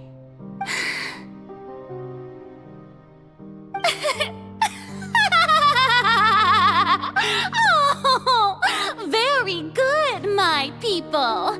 Only ones such as you are deserving of my rule. Now, I was wondering if some weak puppet were to one day come onto the stage and claim ownership of this opera house, would the children of Fontaine follow them? Well, it seems that you would all see right through them. Having passed my test, you are qualified to witness wondrous trials alongside my august self. here in this opera house. You may consider my previous act a door gift of sorts. I thought it was a debut that suited the atmosphere. Now then, let us be reintroduced. Ah, so that was just a performance. How could I have forgotten that we were inside an opera house? Her personality. It's quite shocking, to be honest, but I suppose it's a better look than before. Such a fascinating and bold deity. How wonderful! Our future may yet be bright after all. It seems I've turned them around. Best follow this flow and restart my accession speech.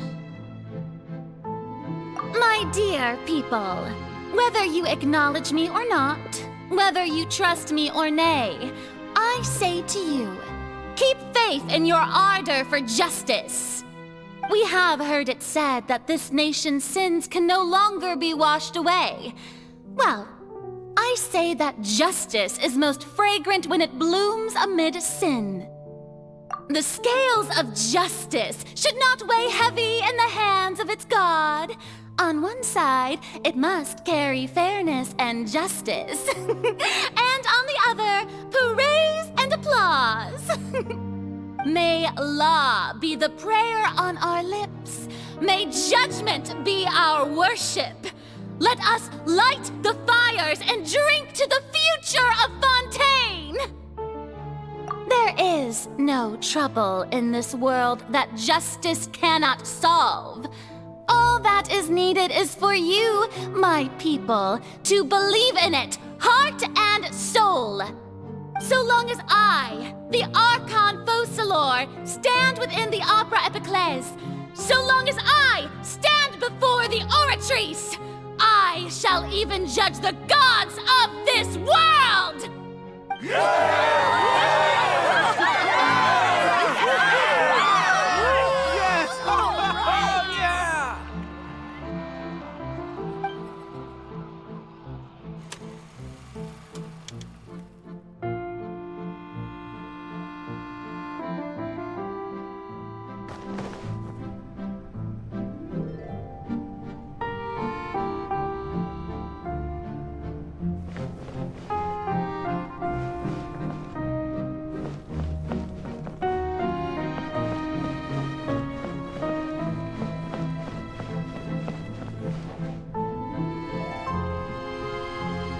Lady Farina, here are today's case reports, as well as a summary of the follow-up for your perusal. Come now, was I not just at the Opera House in person? Leave these kinds of things to Neuvillette. Besides, none of these trials were the one that I'm looking forward to the most. If I may be so impertinent, what kind of trial are you truly looking forward to? A magnificent, dramatic, and wondrous trial. A trial to end all things. How could you hope to understand? That's true. I fear I lack the ability to grasp your divine thought, Lady Archon. No need for fright, and do not take what I said before too seriously. Go now, do your duties. The trial I await. It will come one day.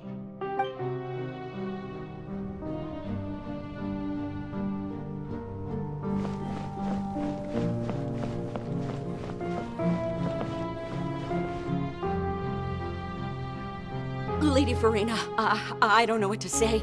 Thank you for agreeing to see me. No need to thank me. Or rather, thank your own sense of perseverance instead. Long have you stood in line to meet me, have you not? Oh, I'm afraid that's just an inevitable consequence of my divine charm. All right, Deuteria, is it? How is your son's illness? You remembered me, and you knew of my family, too. He is doing much better now. In fact, he is far more of an ardent believer than I. He was the one who forced me to seek an audience with you, and to bring your words back to him. Oh, good. Very good. If this should happen again in the future, please do not hesitate to come and tell me. Go Going down to citizens' homes every so often, while not usual practice, should serve as a fine change of pace. Ah, you're such a gentle and wise god. Thank you once again, on behalf of my son.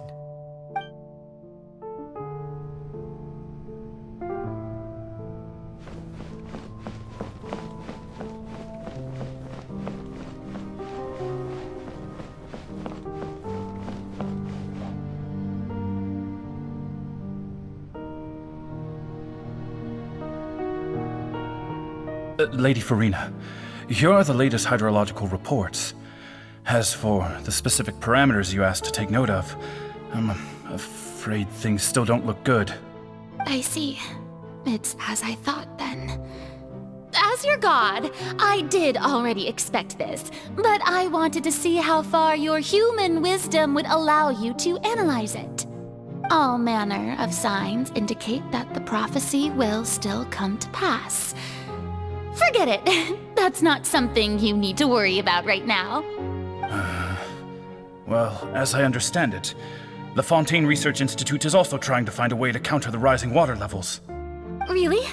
Have they found anything? I'm afraid that they haven't found any effective solution thus far. Oh, is that so? Well, no wonder. This issue has reached the realm of the gods, after all. Still, their spirit is praiseworthy.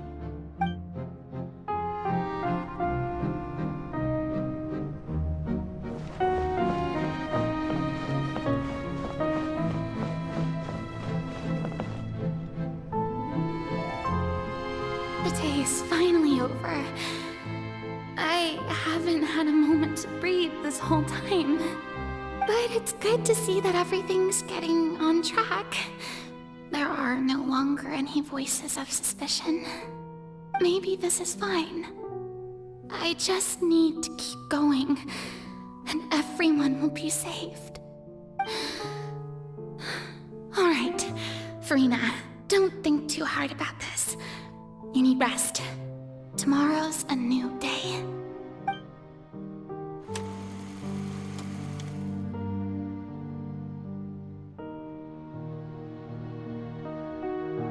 Lady Farina, here are the new trial reports for the latest cases, as well as a summary of the follow-up. There'll be no need for that. I've seen them already. There's no need to go back over scenes I've witnessed in person before. Lady Farina, I've waited so long for this chance to see you in this manner. Indeed, my dear, loyal citizen. This joyous moment is an honor for us both. Lady Farina, we're detecting significant hydrological anomalies near Poisson. Understood. Keep monitoring. Keep me informed should anything come up at the Institute.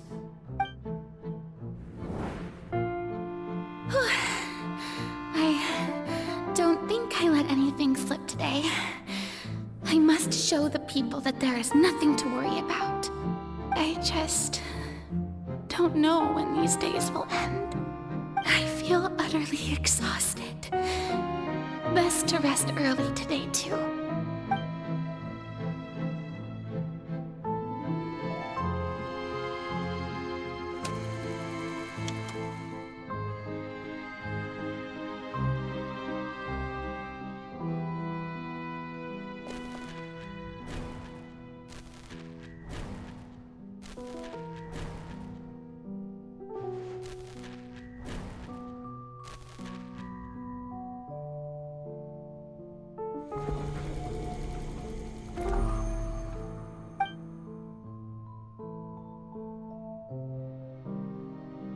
Lady Farina, it's like a dream being able to speak with you up close like this.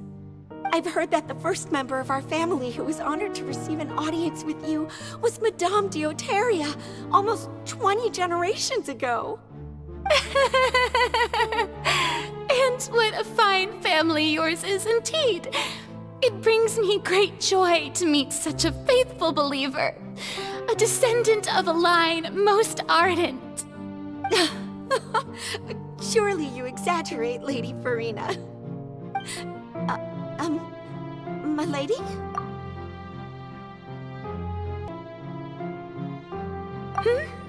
What is it, good citizen? Are you crying?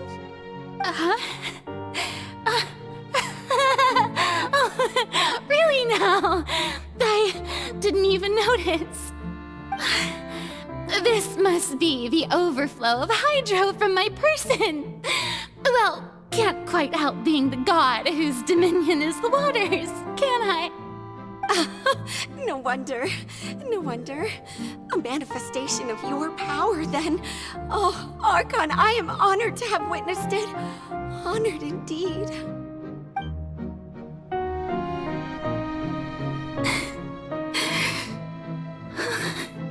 So interminable. So lonely. Just how much longer? Hundreds of years must have passed by now. Perhaps the show must go on for hundreds more. I never imagined that it would hurt so much. Have I reached my limit? No. Perhaps I reached it long ago.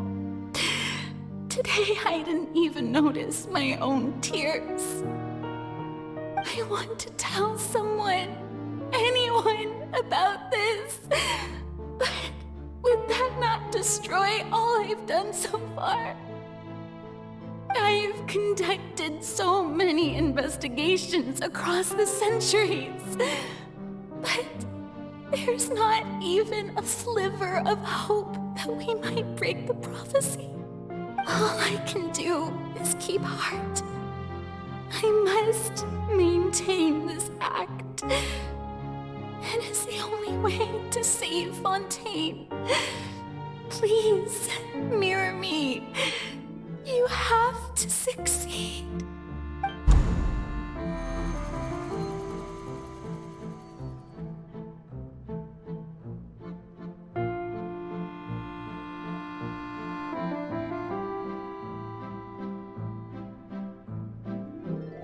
Farina, you don't have to shoulder this burden alone. Although I don't know what you might be keeping from everyone, your people are more than willing to share your burden with you.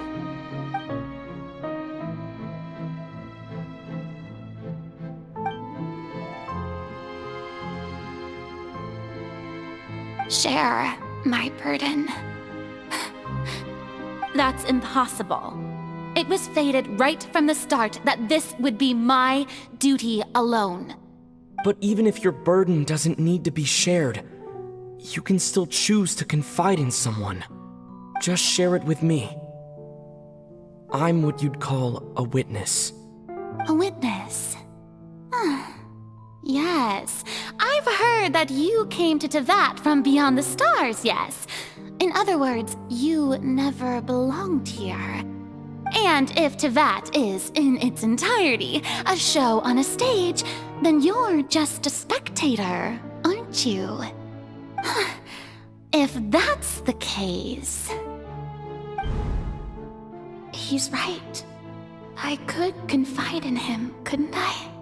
But if things don't play out as expected, the people of Fontaine will be the ones to pay the price. No, Farina. You shouldn't be selfish.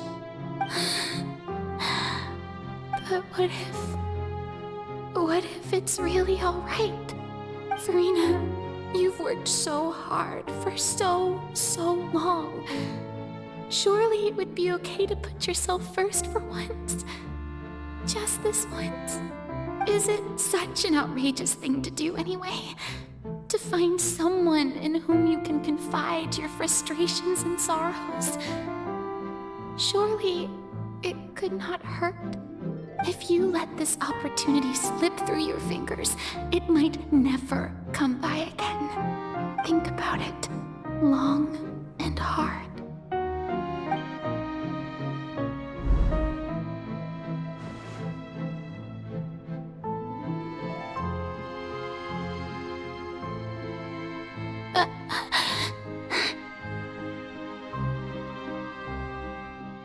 No, I have nothing to say. I am Farina, the Archon of Fontaine. Everything will surely get better. All you need to do, dear spectator, is to witness my performance until the curtains fall.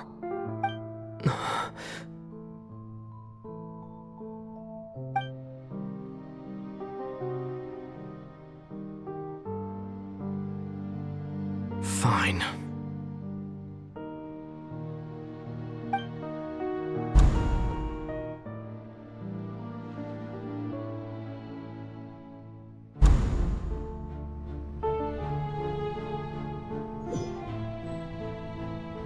So even Farina doesn't know the truth? You've never once let her in on the full plan? Yes, it had to be done. To deceive the heavenly principles, you must first deceive yourself. She did very well. If she had let her resolve falter even once in these 5 centuries, Fontaine would have been doomed to the most tragic fate. It seems that trusting humanity was the right decision after all. I believe that I understand how your deception works, but that is only half the truth, is it not? How would you build on this foundation to save the people of Fontaine? That is the most important thing. Ah, good. Of course, the Iudex of Fontaine has pinpointed the crux of the issue. I'm sure you've long sensed that the Oratrice is no simple machine, yes? I've always suspected that it had its own consciousness, and Lenny did mention that he heard a human voice within the core chamber. It now seems that that person was you, hidden within the machine all along. Am I right? And then I became one with the Oratrice, taking Fontaine's gnosis with me. Yes, it would seem so, wouldn't it? Alas, your understanding of this device still lacks sufficient depth. In truth, it is no enactor of justice. It is, in fact, a device created to kill the god of justice. I beg your pardon? Oh, you have it. And to be more precise, not only will the Oratrice take down the god of justice, it will also take down the divine throne upon which she has been placed. I mean, did you think I would be the sort to enjoy peaceful repose while Farina suffered? My work over these last 500 years has been to constantly accumulate indemnitium within the Oratrice. But really, some have already discovered that only a small fraction of the energy generated by the device was ever used to provide power to Fontaine.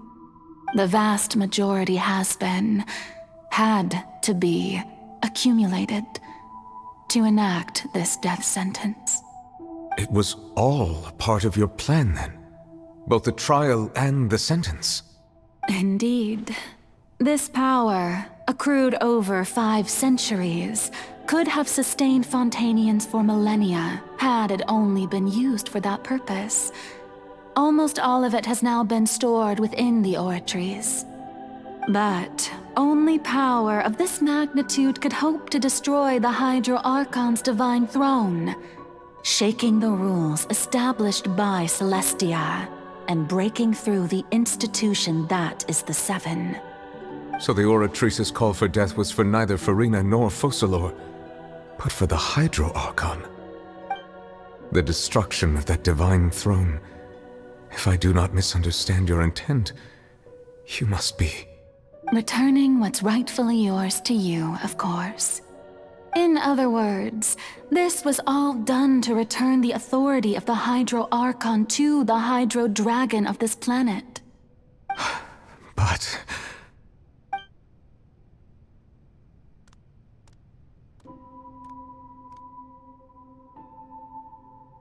Oh, what? Getting sad again, are we? The authority of the ancient dragons shall soon be yours once more, O Hydro Dragon Sovereign. And this is the face you make. All you've done throughout the years is just so you can sacrifice yourself at the very end. I've never quite seen it that way, you know. Even now, I'm quite pleased at how well my deception worked.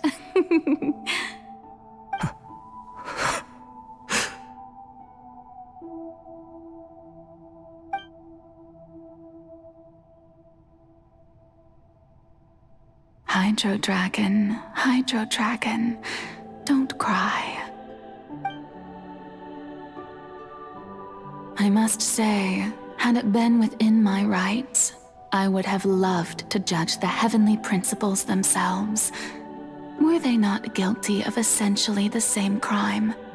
Egeria stole the power of the primordial sea, and the heavenly principles stole the power you ancient dragons possessed.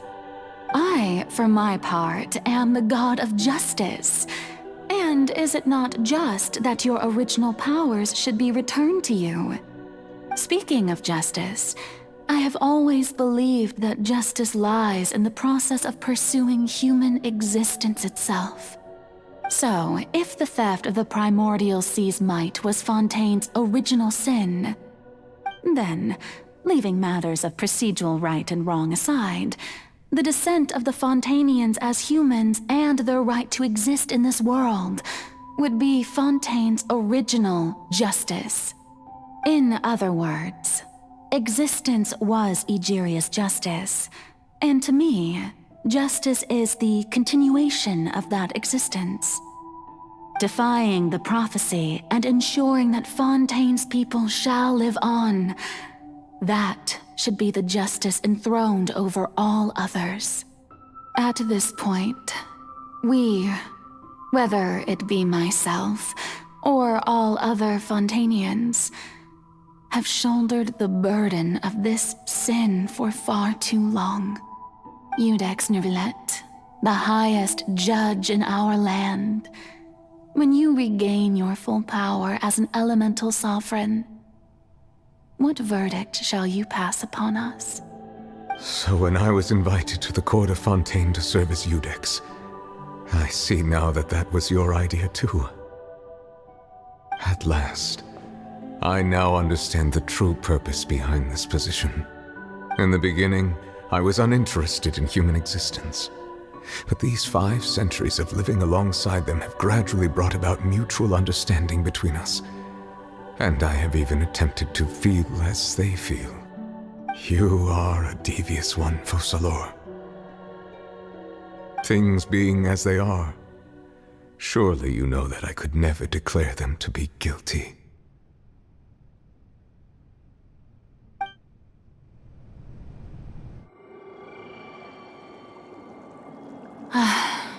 The hour of my execution is almost here. For the sinner, the curtain call has come. I know I may not sound it, but faced with death, I find myself a little afraid. Perhaps this is one thing both gods and humans have in common.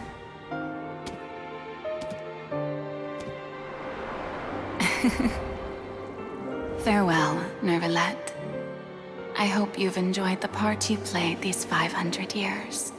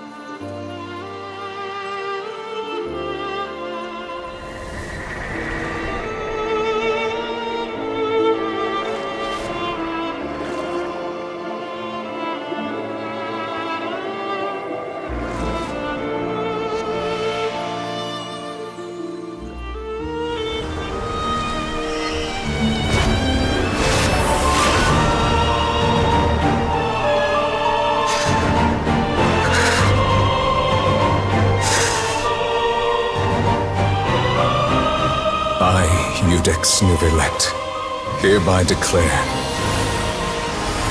people of Fontaine, your sins are forgiven.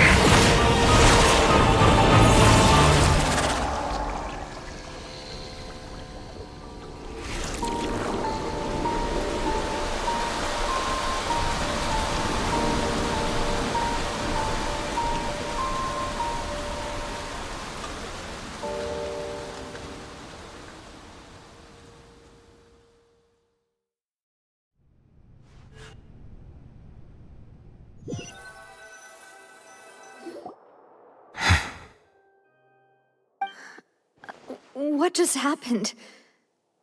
Has the death sentence been carried out? Was that bright light some sort of misdirection? I have a feeling that something huge just happened. But since we're all still alive and haven't been dissolved, I assume whatever happened was good for us. It's time to end this. We must mete out punishment to that beast. Didn't you say just a moment ago that it can't be defeated? I have gained the strength sufficient to deal with it. Through certain means, I now have the ability to separate the power of the Primordial Sea from that creature. We should seize the opportunity to pursue our quarry. Traveler, now that the oratories can no longer function, I require an executor to help me mete out justice. The root of the calamities befalling Fontaine, the beast that enacts the prophecy. Its name is the all-devouring narwhal. Come with me, traveler. The hour of execution has come.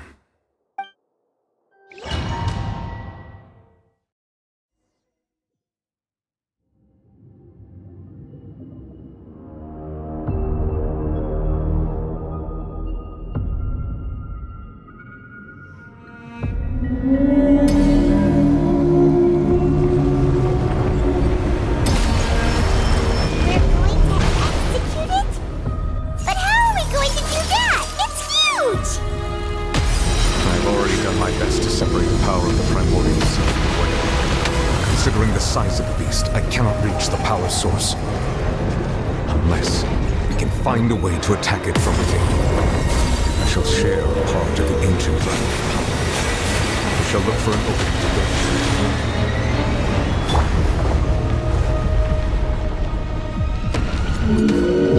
Right here. Emerge. I can feel that sorrow turning into hostility.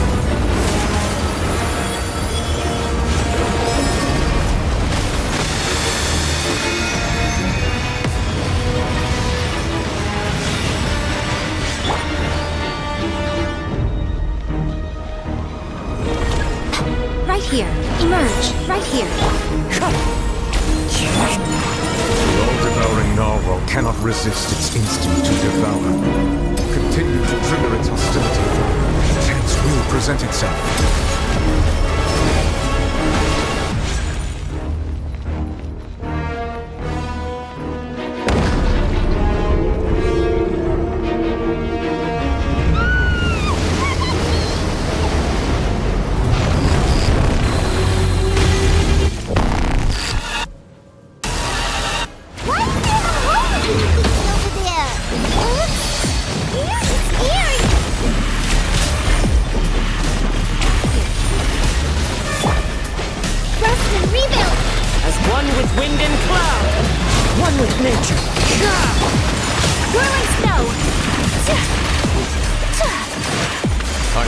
You my protection. Do not fear. Seize the moment. Use my power to suppress its roots from within.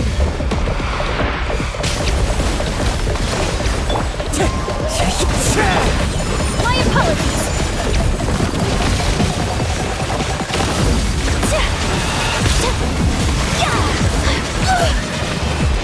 Right here, right now. Nothing lasts forever. Here. Wind strike.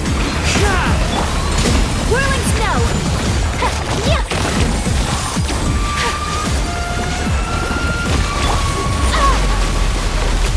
Emerge. Right here, right now. Billowing surge.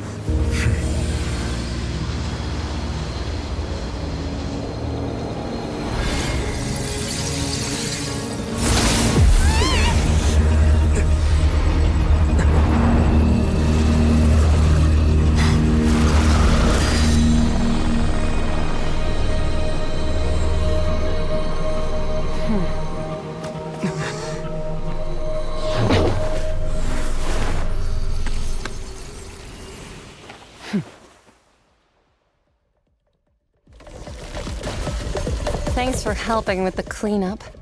It should have been my job, but... oh well. It was just supposed to be a short private training session for me. I didn't think that my disciple and my master's pet would start brawling in the meantime.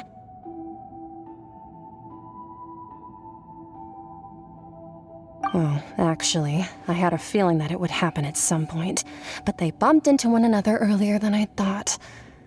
What a blunder. I suppose I'll have to swing my sword 3 million times as penance.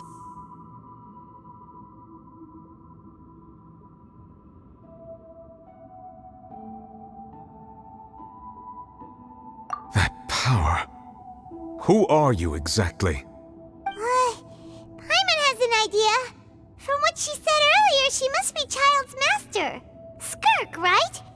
It's just that he gave us the impression that she was the less talkative person. I simply did not have anything to say to the weak. But you, on the other hand, managed to defeat the all-devouring narwhal without using power from beyond this world. So you may speak to me as equals. I have to agree. It's a strange use of a planet's primordial waters just to raise an all-devouring narwhal. That kind of power is wasted on it. It's not cooperative. It eats too much. And I have more important things to do with my time than pet sitting. The only thing that creature has going for it is its looks. All in all, it fails as a pet. Miss Skirk? I think you might have missed the point. The point being? Well, being that this pet almost destroyed an entire nation. So what sort of person is your master? Well, Child's master's master. Wait, is that right? Oh, right. So you don't know him. Sorry, I assumed you did. His name is Sertologi.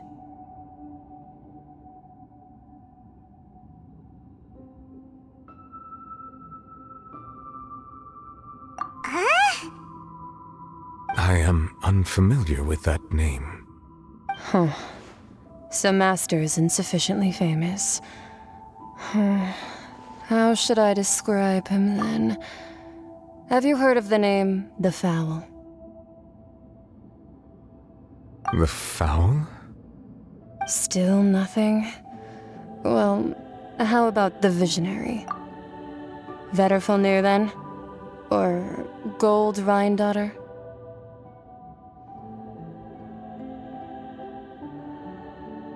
Ooh, that one we've heard! Rhine-daughter's part of the Hexen Circle. She's Albedo's mom, right? Oh, so you do know that name. To be honest, I also heard all of those names and titles from my master. I don't actually know them either. But I suppose you understand now, yes? My master is likely a similar sort to Rhine-daughter. They are both pursuing some form of perfection. Wait! Didn't you also mention a visionary person? Paimon didn't quite catch their name. Actually, never mind that. I believe it expedient to inform you that the all-devouring narwhal used up nearly all its strength fighting you. Such roiling hydro energies will prove difficult for the planet's deep seas to digest. As such, the fontaine back on the surface has most likely been thrown into chaos. In other words, the prophecy that you've been fretting over should now be in full swing.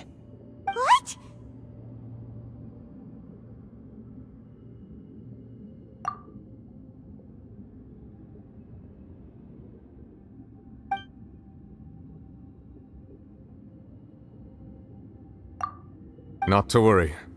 Focalor has already managed to deceive the heavenly principles.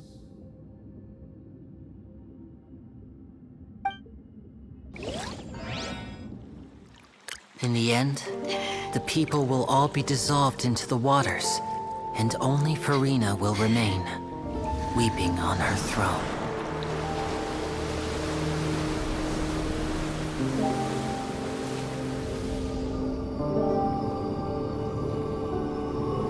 Only then will the sins of the people of Fontaine be washed away.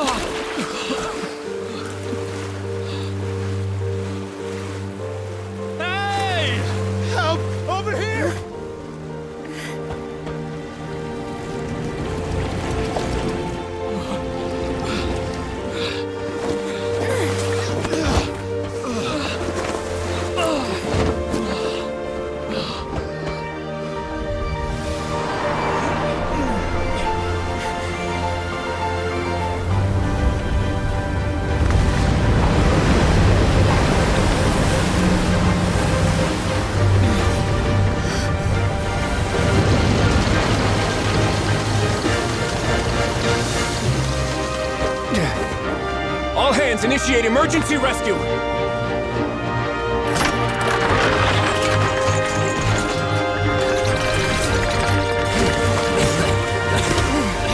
Hurry!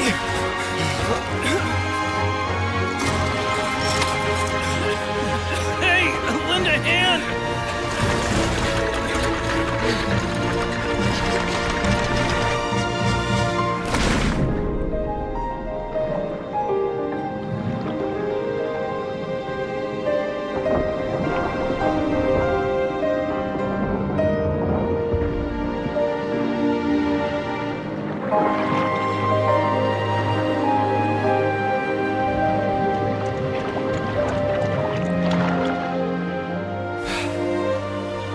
Look!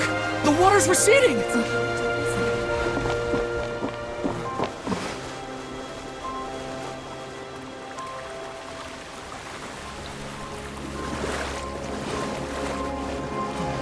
It's a miracle! Water's receding. We didn't dissolve. The prophecy was wrong! The prophecy was wrong!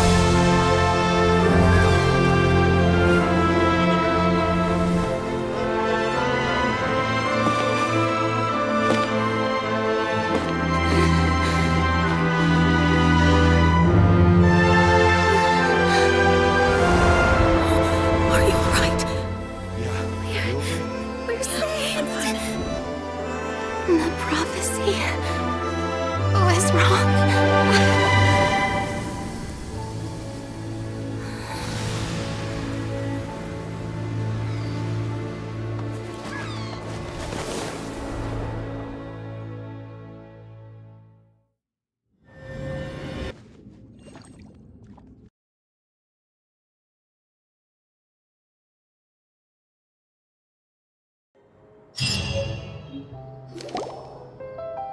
The soil renewed! The Spina di Rosula talks post-disaster rebuilding.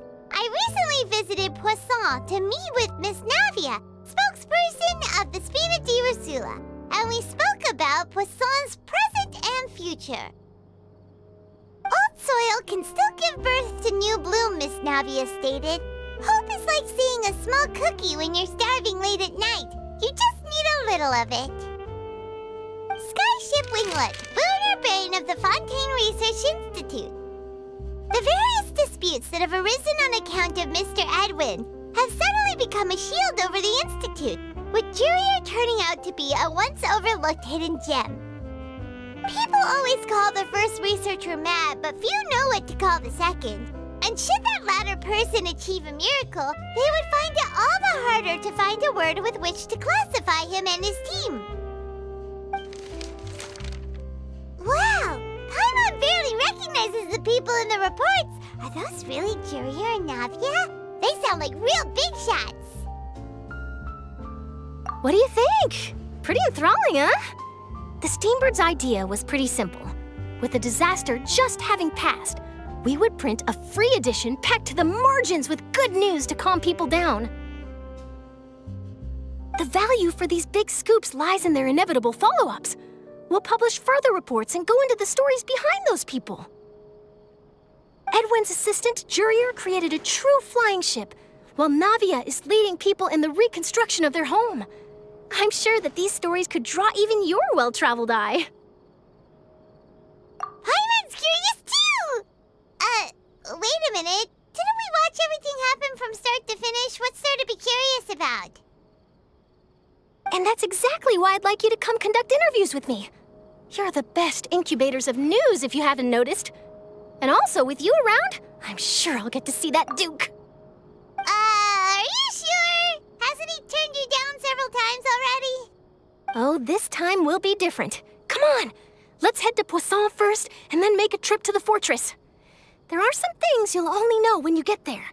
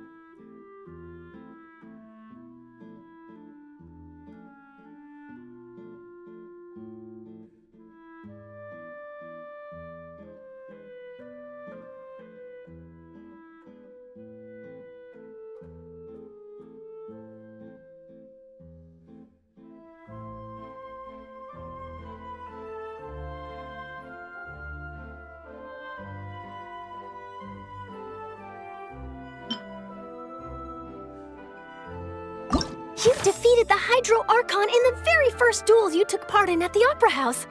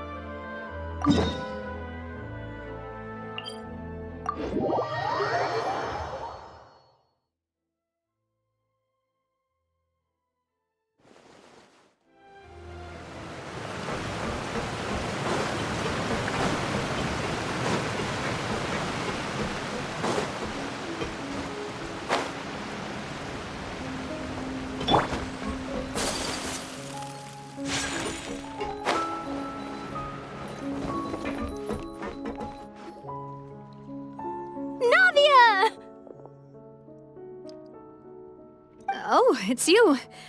What brings you all here? Hey, we're just having a look around. I'm here to update myself on how things are going here. Oh, the Fatui are here too. Let me introduce you. This is Mr. Garunt Snežević. He represented the Knave in sending us a large amount of supplies, and is helping with our work. Our residents are hard at work as well. Thanks to everyone, work is progressing nicely. We've lost a lot of people, but we're moving forward. That will have to be enough. Hello, Miss Charlotte. I'm a big fan of yours. I especially like that article you wrote last year about Fontaine's stray cats. But if you don't mind, could you not emphasize our role too much in your report? It's not charity we're doing here. We just happen to share the same interests as the Spina. I get where you're coming from. I'll keep it as simple as possible. Or would you be willing to feature as friendly neighbors? That would be fine. Thanks. Oh, you're back too. How are things? We finished laying down the construction materials. It'll be another hour before the workers are able to go over there. Huh? You're here too, Clorant? Well, her reputation's greatly risen after that whole duel business with Miss Farina. So she's here in Poisson to wait out the heat. All right. She really came here to help me out. There's too much to consider in the reconstruction of Poisson. The Spina has need of more decision makers. And, well, I do already happen to be connected to Mr. Callus. Oh, wait just a moment. Do you mind me asking a few questions? You know, about how you felt before the duel, about what it was like facing down a god. There's lots of exciting material there, I bet. Forget it. I'm sure you can find a better theme than that, Miss Charlotte. I see you're the same as always. Couldn't you do me a favor, for Navia's sake? Well, if we're talking about doing things for my sake, you might as well just take a few more photos of me. Or of the Traveler. It's better than wasting time persuading Chlorand, at any rate. Of course I will. I'm not gonna let him off that easy. All right, then everyone who wants to be in the photo, gather up. And smile.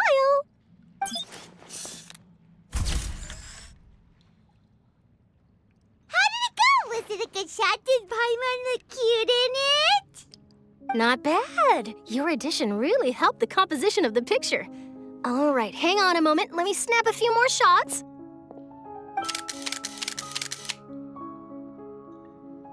All right, that should do it. I'll be back here later anyway, so let's call it a day.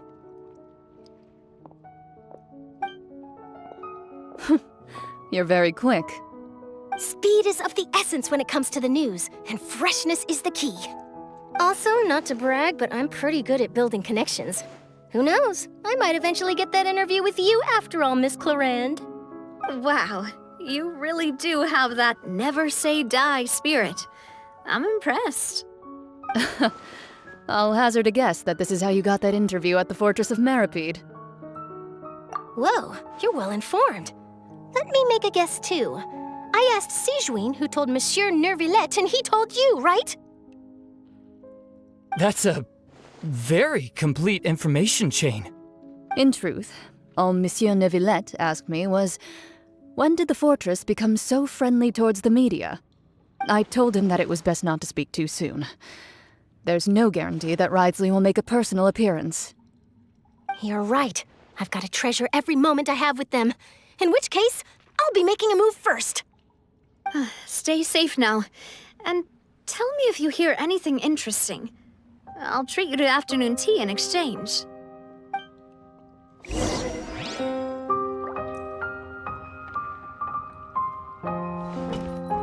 You seem curious about the fortress. Of course. That Wriothesley. I still remember going down to the fortress to grill him for information on my father's case. Boy, did he take me for a ride. Without telling me anything, of course. But he did invite you to tea, didn't he? 2 large pots of it, in fact. It was good tea, though. I have to agree. The tea there is very good. Speaking of that, would you like to have some today? I mean, you've got time, right? Well, I'd be partial to some shortbread. Wow, it's like we've got a menu or something. Sure. Good.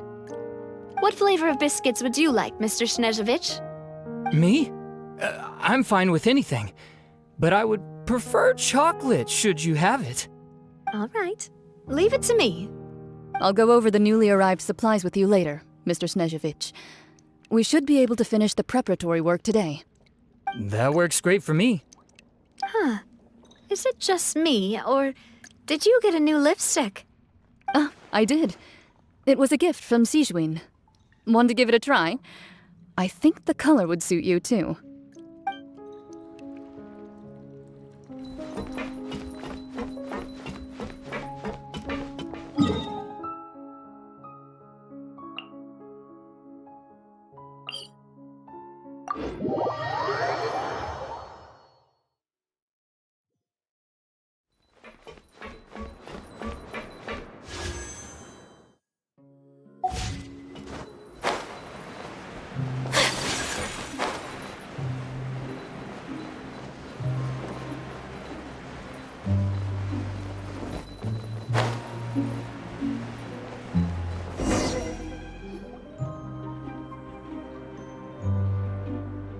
Wow, guess we're here again, huh? There's a real nostalgic feeling to this place. Looks like you've been missing us. Duke! Did you come all the way to the entrance to greet us? Of course. I'm here to welcome you and our dear Miss Charlotte, whom our good head nurse recommended to me. It's an honor to finally meet the much-rumored Duke. Thank you for consenting to my visit to the fortress, sir. No need to thank me. But that said, I shouldn't be the focus of your interview. I trust you recall our agreement? Of course, of course. All right then, this way.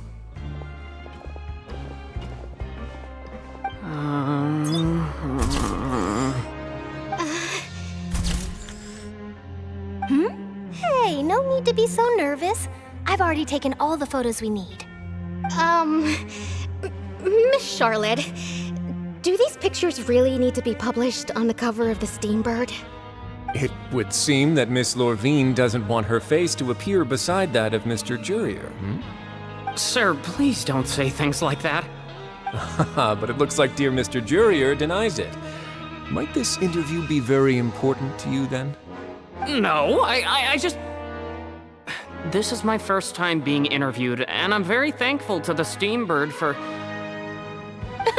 Now, I might not look it, but I actually did meet Mr. Edwin once. And I'll be honest, I enjoyed chatting with you more. You've definitely got more of that genius vibe going on. The boat that brought about a miracle, the ark that saved the people. Why, you recreated a myth back there, like an emissary of legend.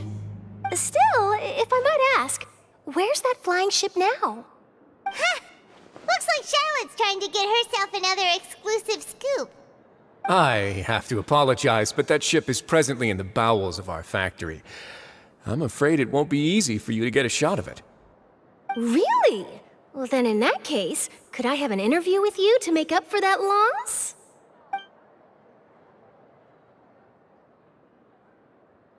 You already know my answer, I'm afraid. Best you interview our head nurse instead. Or perhaps you'd like to take another photo of this couple of researchers? Did you really have to use the word couple? Well, then, 2 solo photos will do. Is my hair messed up? Please, someone help me have a look. Things sure are getting pretty lively here. We've seen this kind of thing before. Oh, seems like everyone's here. Would any of you like to try this new drink I came up with? Ah, Sigewinne. Hey, Miss Charlotte. Why don't you, take some pretty photos of our head nurse? Sure. Come on, Miss Sigewinne, over this way. Let's find a brighter spot. Huh? Sure. Do I have to smile? So, how have things been at the fortress?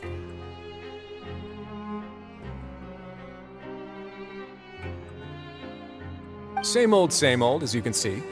Fontaine's undergone some changes, but this place is still more or less the same. Other than that flying ship, it got a tad too much attention, I think. That's why I decided to let the interview go through. We should direct more public opinions toward the behind-the-scenes heroes. Am I right, Mr. Jurier? Miss Lorvine? You're too kind, sir. I believe that you too should have your day in the sun. Not that you would want that, which is a pity. I'll just leave the spotlight to you two.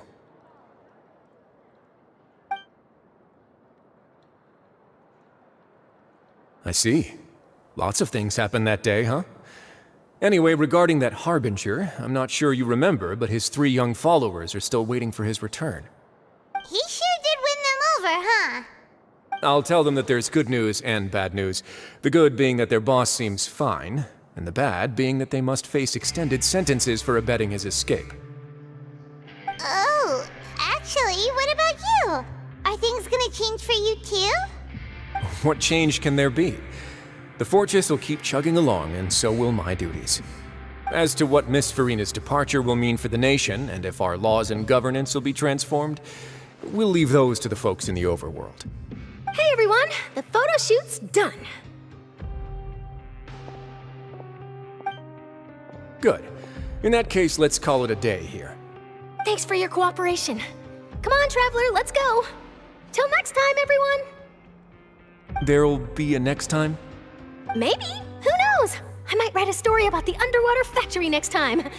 Until then. All right, Last stop, the docks.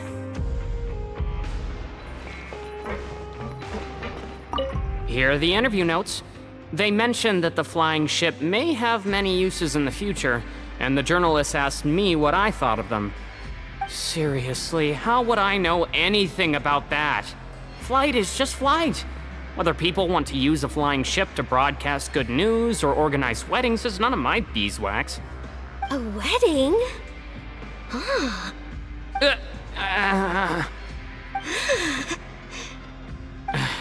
Why are you looking at me like that? So the flying ship can be used for weddings? I didn't say that. That journalist mentioned it, and what does that have to do with us anyway? True. What does that have to do with us?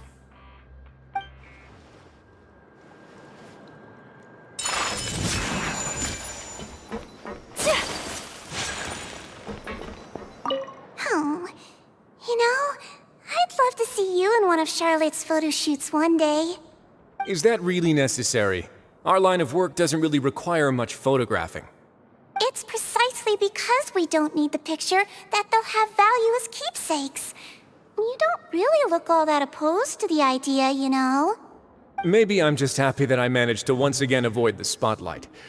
I think this interview went well either way. Yes, you successfully kept prying eyes away by using Mr. Jurier and Miss Lorvine as shields. Very good. You should be happy for them. They have a bright future ahead of them.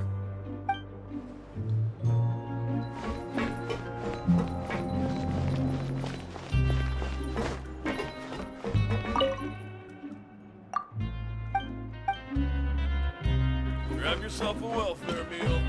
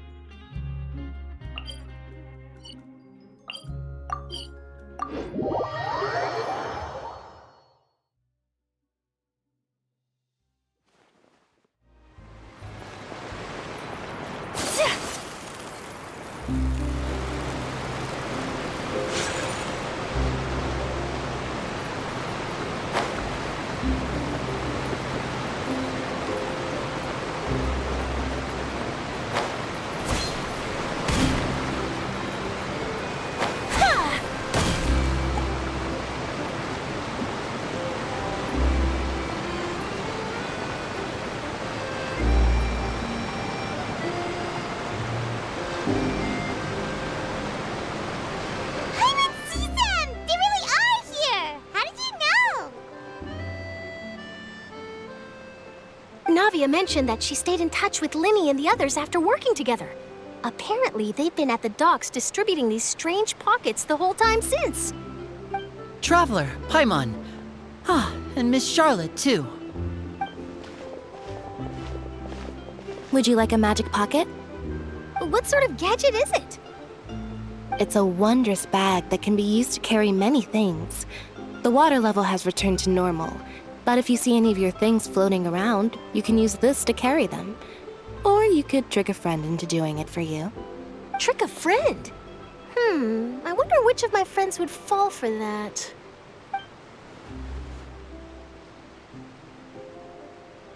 You could just make a friend like Fremine here.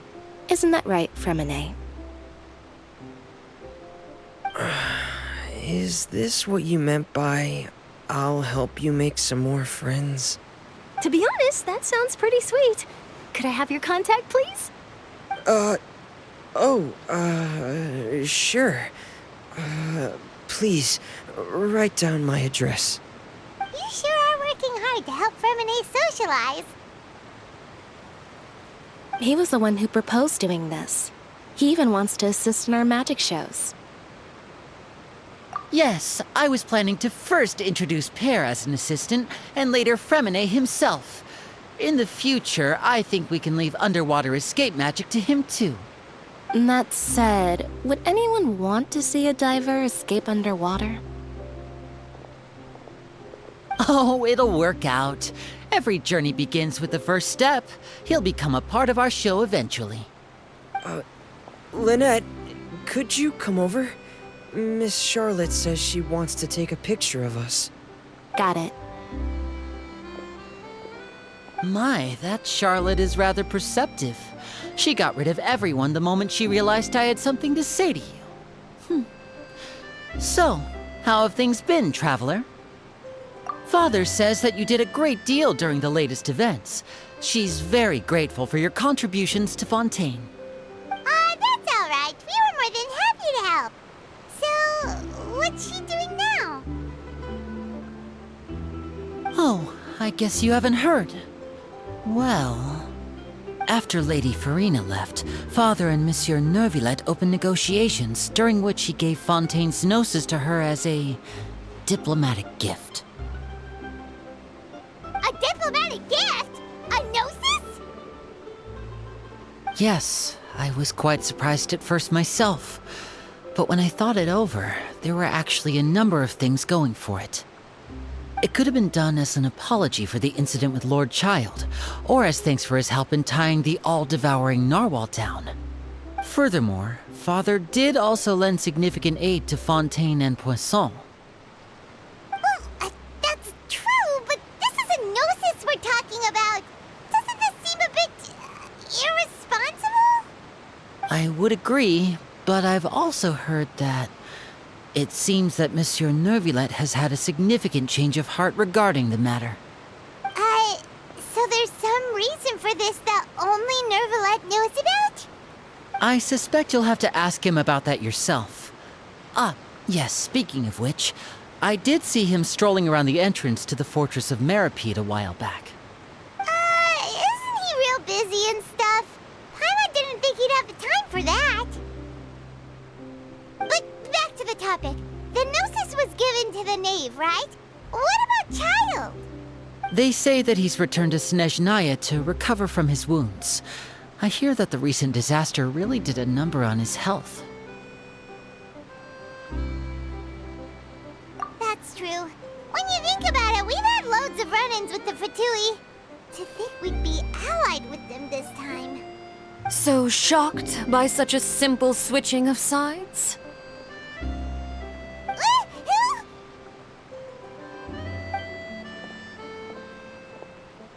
Father! Well, what do you know?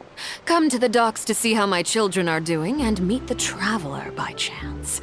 Please do not pay my accomplishments in Fontaine too much mind. I would have done them regardless. Are you going to take the gnosis back to Snezhnaya? That is our duty as harbingers, yes. Don't be too preoccupied with sides. The goal of the Fatui concerns not a single place or person, but the entire world. With such a grand goal in mind, it is inevitable that we must wear many masks. Switching my masks is something I've always done. Well, that depends on many things. No one truly knows what the future holds. What good is honesty if you can't rely on it forever? As for you, I very much look forward to our next collaboration. Good things cannot be achieved alone, and you've proved yourselves to be great partners. A vision? All right. I'll remember to return it. Thank you for keeping it safe for him this entire time. And that's a wrap for me. Huh? You're... Greetings, Miss Journalist. Hello. If I'm not mistaken, there are diplomatic channels I'll need to report to take a photo of you. That is correct. So forgive me, but I will not be able to serve as a subject in your article. However, feel free to write as much as you'd like about our dear magicians and our upcoming rookie talent. I will. The sea breeze is quite pleasant. I shall continue my walk while the weather remains so agreeable. Farewell. Farewell, Father. Oh, she has such an intimidating presence. I didn't even dare to take a picture. Thankfully, I've already wrapped up all my pre-scheduled interviews. Thank you all. This'll be more than enough for me to write about, I'm sure. Don't be too nervous. Why don't you take a magic pocket before you go? Here, Traveler, Paimon, you take one too. To move things about? That's right. Funny. I was giving out magic pockets when we first met too. And what do you know? I'm doing the exact same thing right now. So many things have happened, but the pockets are still the pockets. I guess this must be life. We will all follow our own paths, and serendipity will lead you to your fated friends. All right then. We'll be handing out pockets in some other districts later, so we'll get going now. Have a good day, you two.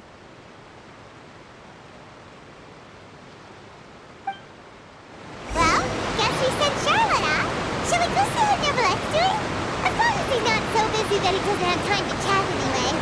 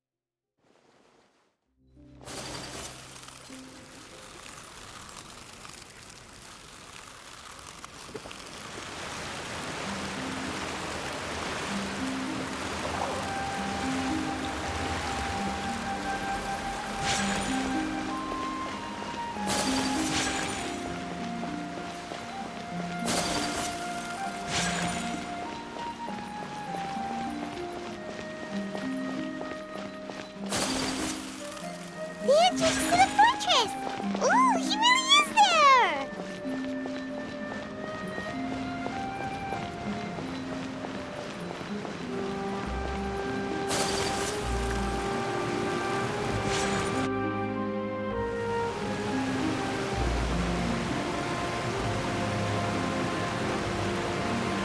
So, you really are here, Neverlet!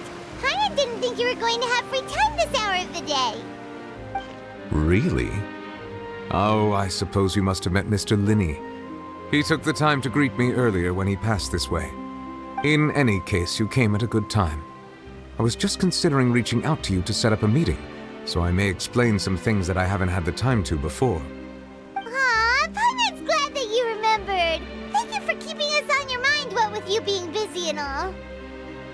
Alright, let's have it then. How was Fontaine actually saved? The whole business is still quite the mystery to us. It is strange how words can often leave a bitter taste in the mouth when it finally comes time to say them out loud.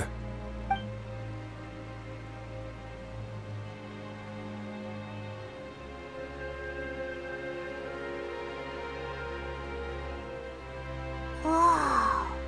So that's what happened? Focalord destroyed the divine throne of the Hydro Archon and restored your power to you, transforming you into a fully fledged elemental dragon sovereign. But Paimon still doesn't quite get what you did to save the Fontanians from dissolving. For me, the authority of the ancient dragons refers to absolute control over the hydro element. Fontanians were incomplete humans born of Egeria's use of the power of the primordial sea, with constitutions similar to that of mimics. But so long as those primordial energies remain within them, I could use the ancient dragon's authority to grant them true blood, after the fashion in which life was first brought into being on this planet. In other words, when I gave my verdict, Fontanians became true humans, and thus would naturally no longer be dissolved by water from the primordial sea. Focalord must have counted on you to make that decision as well. Your verdict was the key to making the prophecy appear to have come true while saving everyone. Yeah, and in a manner of speaking, Focalord finally managed to fulfill the original Hydro Archon's wish to turn Oceanids into real people too! It seems from your expressions that you still have more things you wish to ask. Ask away. I will tell you the truth as I know it. I have investigated his case along many avenues, and I have learned that he once fell into an unknown chasm when he was young. There, by chance, he awakened the all-devouring narwhal. But whether it be by sentiment or reason, that should not have been enough to consider him the root cause of the disaster. At most, he would have had tangential liability. As for the judgment passed by the Oratrice during the trial, whether it was due to that liability by association, or Focalors deliberately using him to buy time for us on the assumption that he would be able to hold the creature off, I cannot say. Guess Focalors had Fontanians in mind the whole time. In the end, it was thanks to her that they finally became real humans. Hang on a second. Paimon suddenly got another question. Back when Fontanians hadn't yet become real humans, were the children they had also transformed Oceanids? Life has always flowed like water. Do you recall how Fontanians would often come to the Fountain of Lucine to pray for children?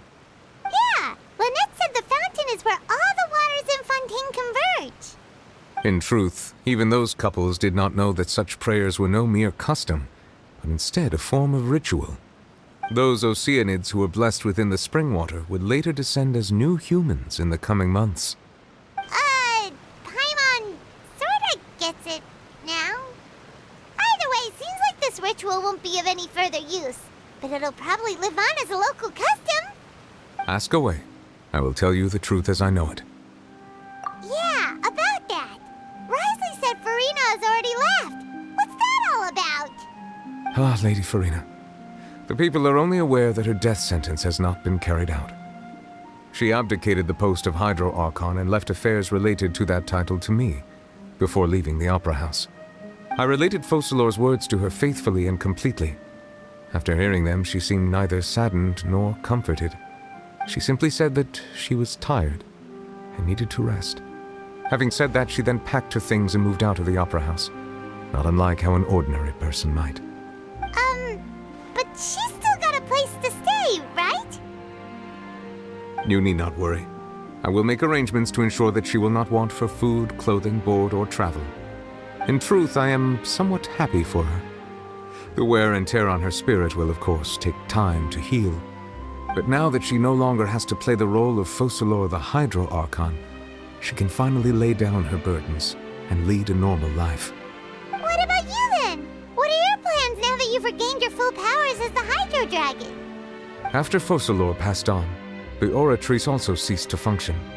This matter will directly affect our trials. After much careful consideration, I've decided to take over its role in our courts. From now on, I shall hear cases and pass verdicts by myself.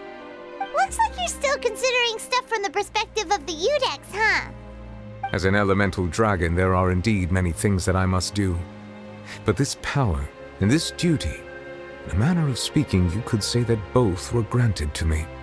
As such, before I attend to my other responsibilities, I must first and foremost continue to serve Fontaine as its highest judge. The duty of the Hydro Sovereign and the duty of the Udex shall coexist within my person. Additionally, the Hydro Archon's departure has brought about another problem, which is that the Opera House shall no longer produce indemnitium.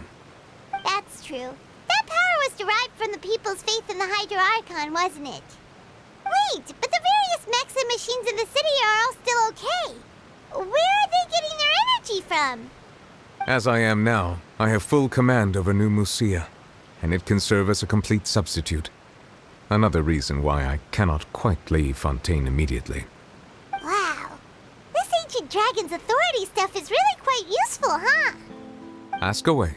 I will tell you the truth as I know it. Oh, that's right! They say you've given it to the knave as a diplomatic gift or something! Leaving aside their intentionality, the two Fatui Harbingers have indeed done much for us during this crisis. Their sole remaining goal in Fontaine, at least at this point, would seem to be the Gnosis. The Oratrice has ceased to function. The Hydro Archon's divine throne is now no more, and I do not need the Gnosis's power. As such, it has lost all meaning for Fontaine. If the Fatui have impure designs, then we might as well accede to their request now, and avoid unnecessary conflict. What complicated considerations! Paimon thought you were just giving it to them out of gratitude to the knave and as an apology to Child. Ask away. I will tell you the truth as I know it. You will soon be heading to Natlan, I presume? I'm afraid that I have little talent as a travel guide, so all I can do is tell you what I know about that land. As far as I'm aware, Natlan can be said to be a nation of dragons. A nation of dragons? You mean like you? No, I suspect that I would not find myself welcome there. Unlike ancient dragons such as myself, the dragons of Natlan have undergone long years of development and evolution. Large numbers of them have entered a form of coexistence with humanity. Natlan is also the nation of war. War ravages those lands like an undying flame. There is one other piece of information I got incidentally from my negotiations with the Knave that I believe may be useful to you. The harbinger known as the Captain has thrown his hat into the endless ring of war. The Captain. Sounds like a real tough customer. Seriously, everywhere you look, there's a Fatui harbinger doing their thing. I suggest that you fully prepare yourself before going to Natlan. In the meantime, Fontaine's doors will always be open to you. Ask away. I will tell you the truth as I know it. Hang on a sec. Paimon's still got a question about the Gnosis. When we spoke to Linny earlier, he mentioned that your attitude towards giving away the Gnosis had clearly changed. We guessed that there might be some reason for it that only you were aware of. No wonder the House of the Hearth is the Fatui's intelligence division. They are certainly sharp.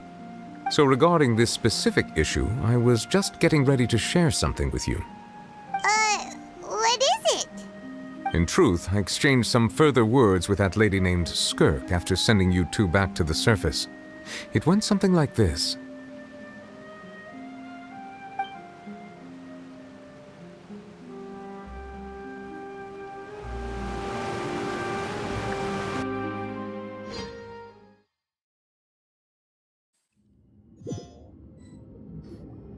Well, we're going to head topside to see what's going on. You hurry over soon as well, all right, Nervalet?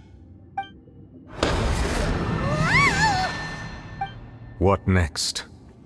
The all-devouring narwhal isn't here, so I'm no longer getting any interference. I can finally catch the scent of your power, what it's made of. It is the authority of the planet's primordial dragons, but with something very similar to a god's curse mixed in. It's quite a novel blend. I'm sure I've encountered something like this before. What was it again? I do not know what you speak of. Of course. How could I forget? You should have the remains of the third descender on your person, yes? Remains? I've never heard of any such thing. According to your parlance, I believe it may be called a gnosis. Well, that much is true. After Focalor's divinity faded, she handed her gnosis to me. But I fear I have never heard of it described in the manner that you just did. I've been training with my master, the Foul, ever since I was young, and I have never returned to the surface since. So most of the information I possess, I got from him. It is only natural for those who are greater than humanity to possess a different sort of common sense, which is why there are so many problems in our attempts to communicate with humans. Regardless, you should probably get rid of objects of misfortune to prevent any disasters from befalling you. To live in itself is a blessing, but once a person dies, the bonds he once had with this world shall all turn to curses. What do you mean by that? No need to fret. These are just my personal thoughts, and my reason for no longer wishing to return to the surface. This third descender you refer to, who are they? And when did they die? Master never mentioned them to me. Perhaps it just wasn't that important for me to know. If you're interested, though, I could ask him. I'll be sure to pass the answer on to you next time. Next time, you believe we will meet again? I do. Wait. I have a disciple of my own, don't I? He can be the messenger then.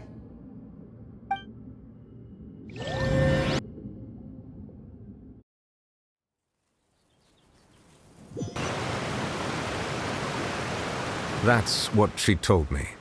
Whether it would prove useful or not, I wanted to pass that information on to you. The remains of the third descender? So that's what the Gnosis actually are. Paimon just thought they looked like chess pieces. How could they be a person's remains? All the same, assuming that there was no misunderstanding or special metaphor at play, that is what she meant to say. And she said that it would bring misfortune and that you should check it, which is why you gave it to the Fatui. If she speaks the truth, then I would simply be putting Fontaine at unnecessary risk by keeping it here.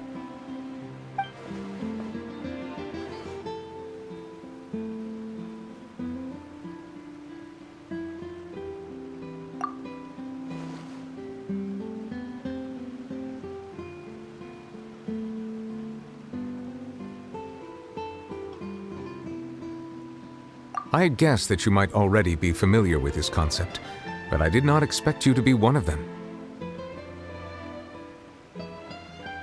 That means that the Gnosis, which are exceedingly element-compatible and can even enhance elemental abilities, do indeed come from the third descender. I wonder, does your body also possess similar properties? Like being able to use elemental powers without a vision. That does sort of count as special compatibility, right? No, let's not think about this stuff right now. It just feels creepy. Comparing the Traveler to the dead third descender and all. That's what you say, but this topic still feels like bad luck. Once Child recovers, let's get some more answers out of him.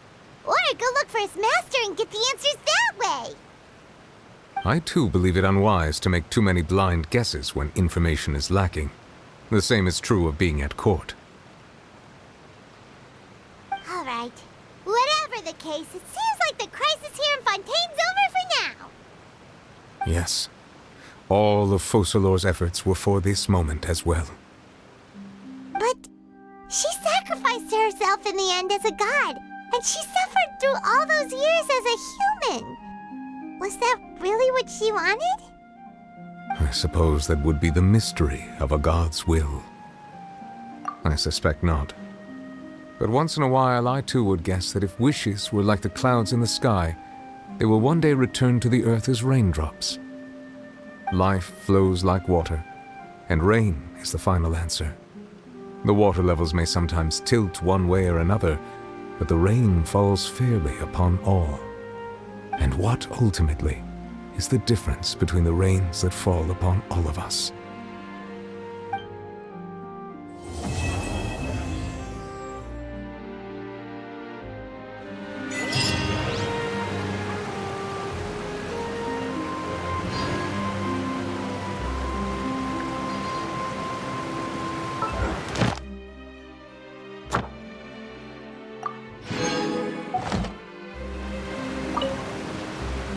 It seems from your expressions that you still have more things. Ask away. I will tell you the truth as I know it. I suggest that you fully prepare.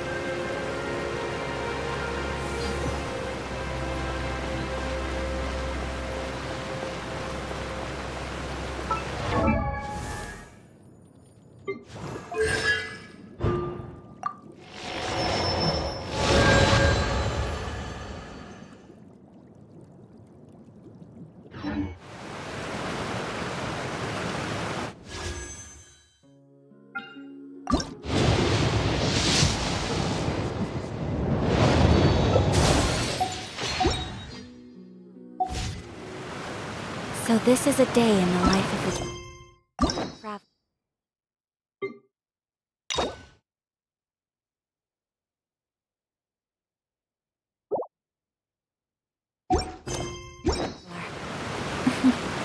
I'm learning more about you all the time.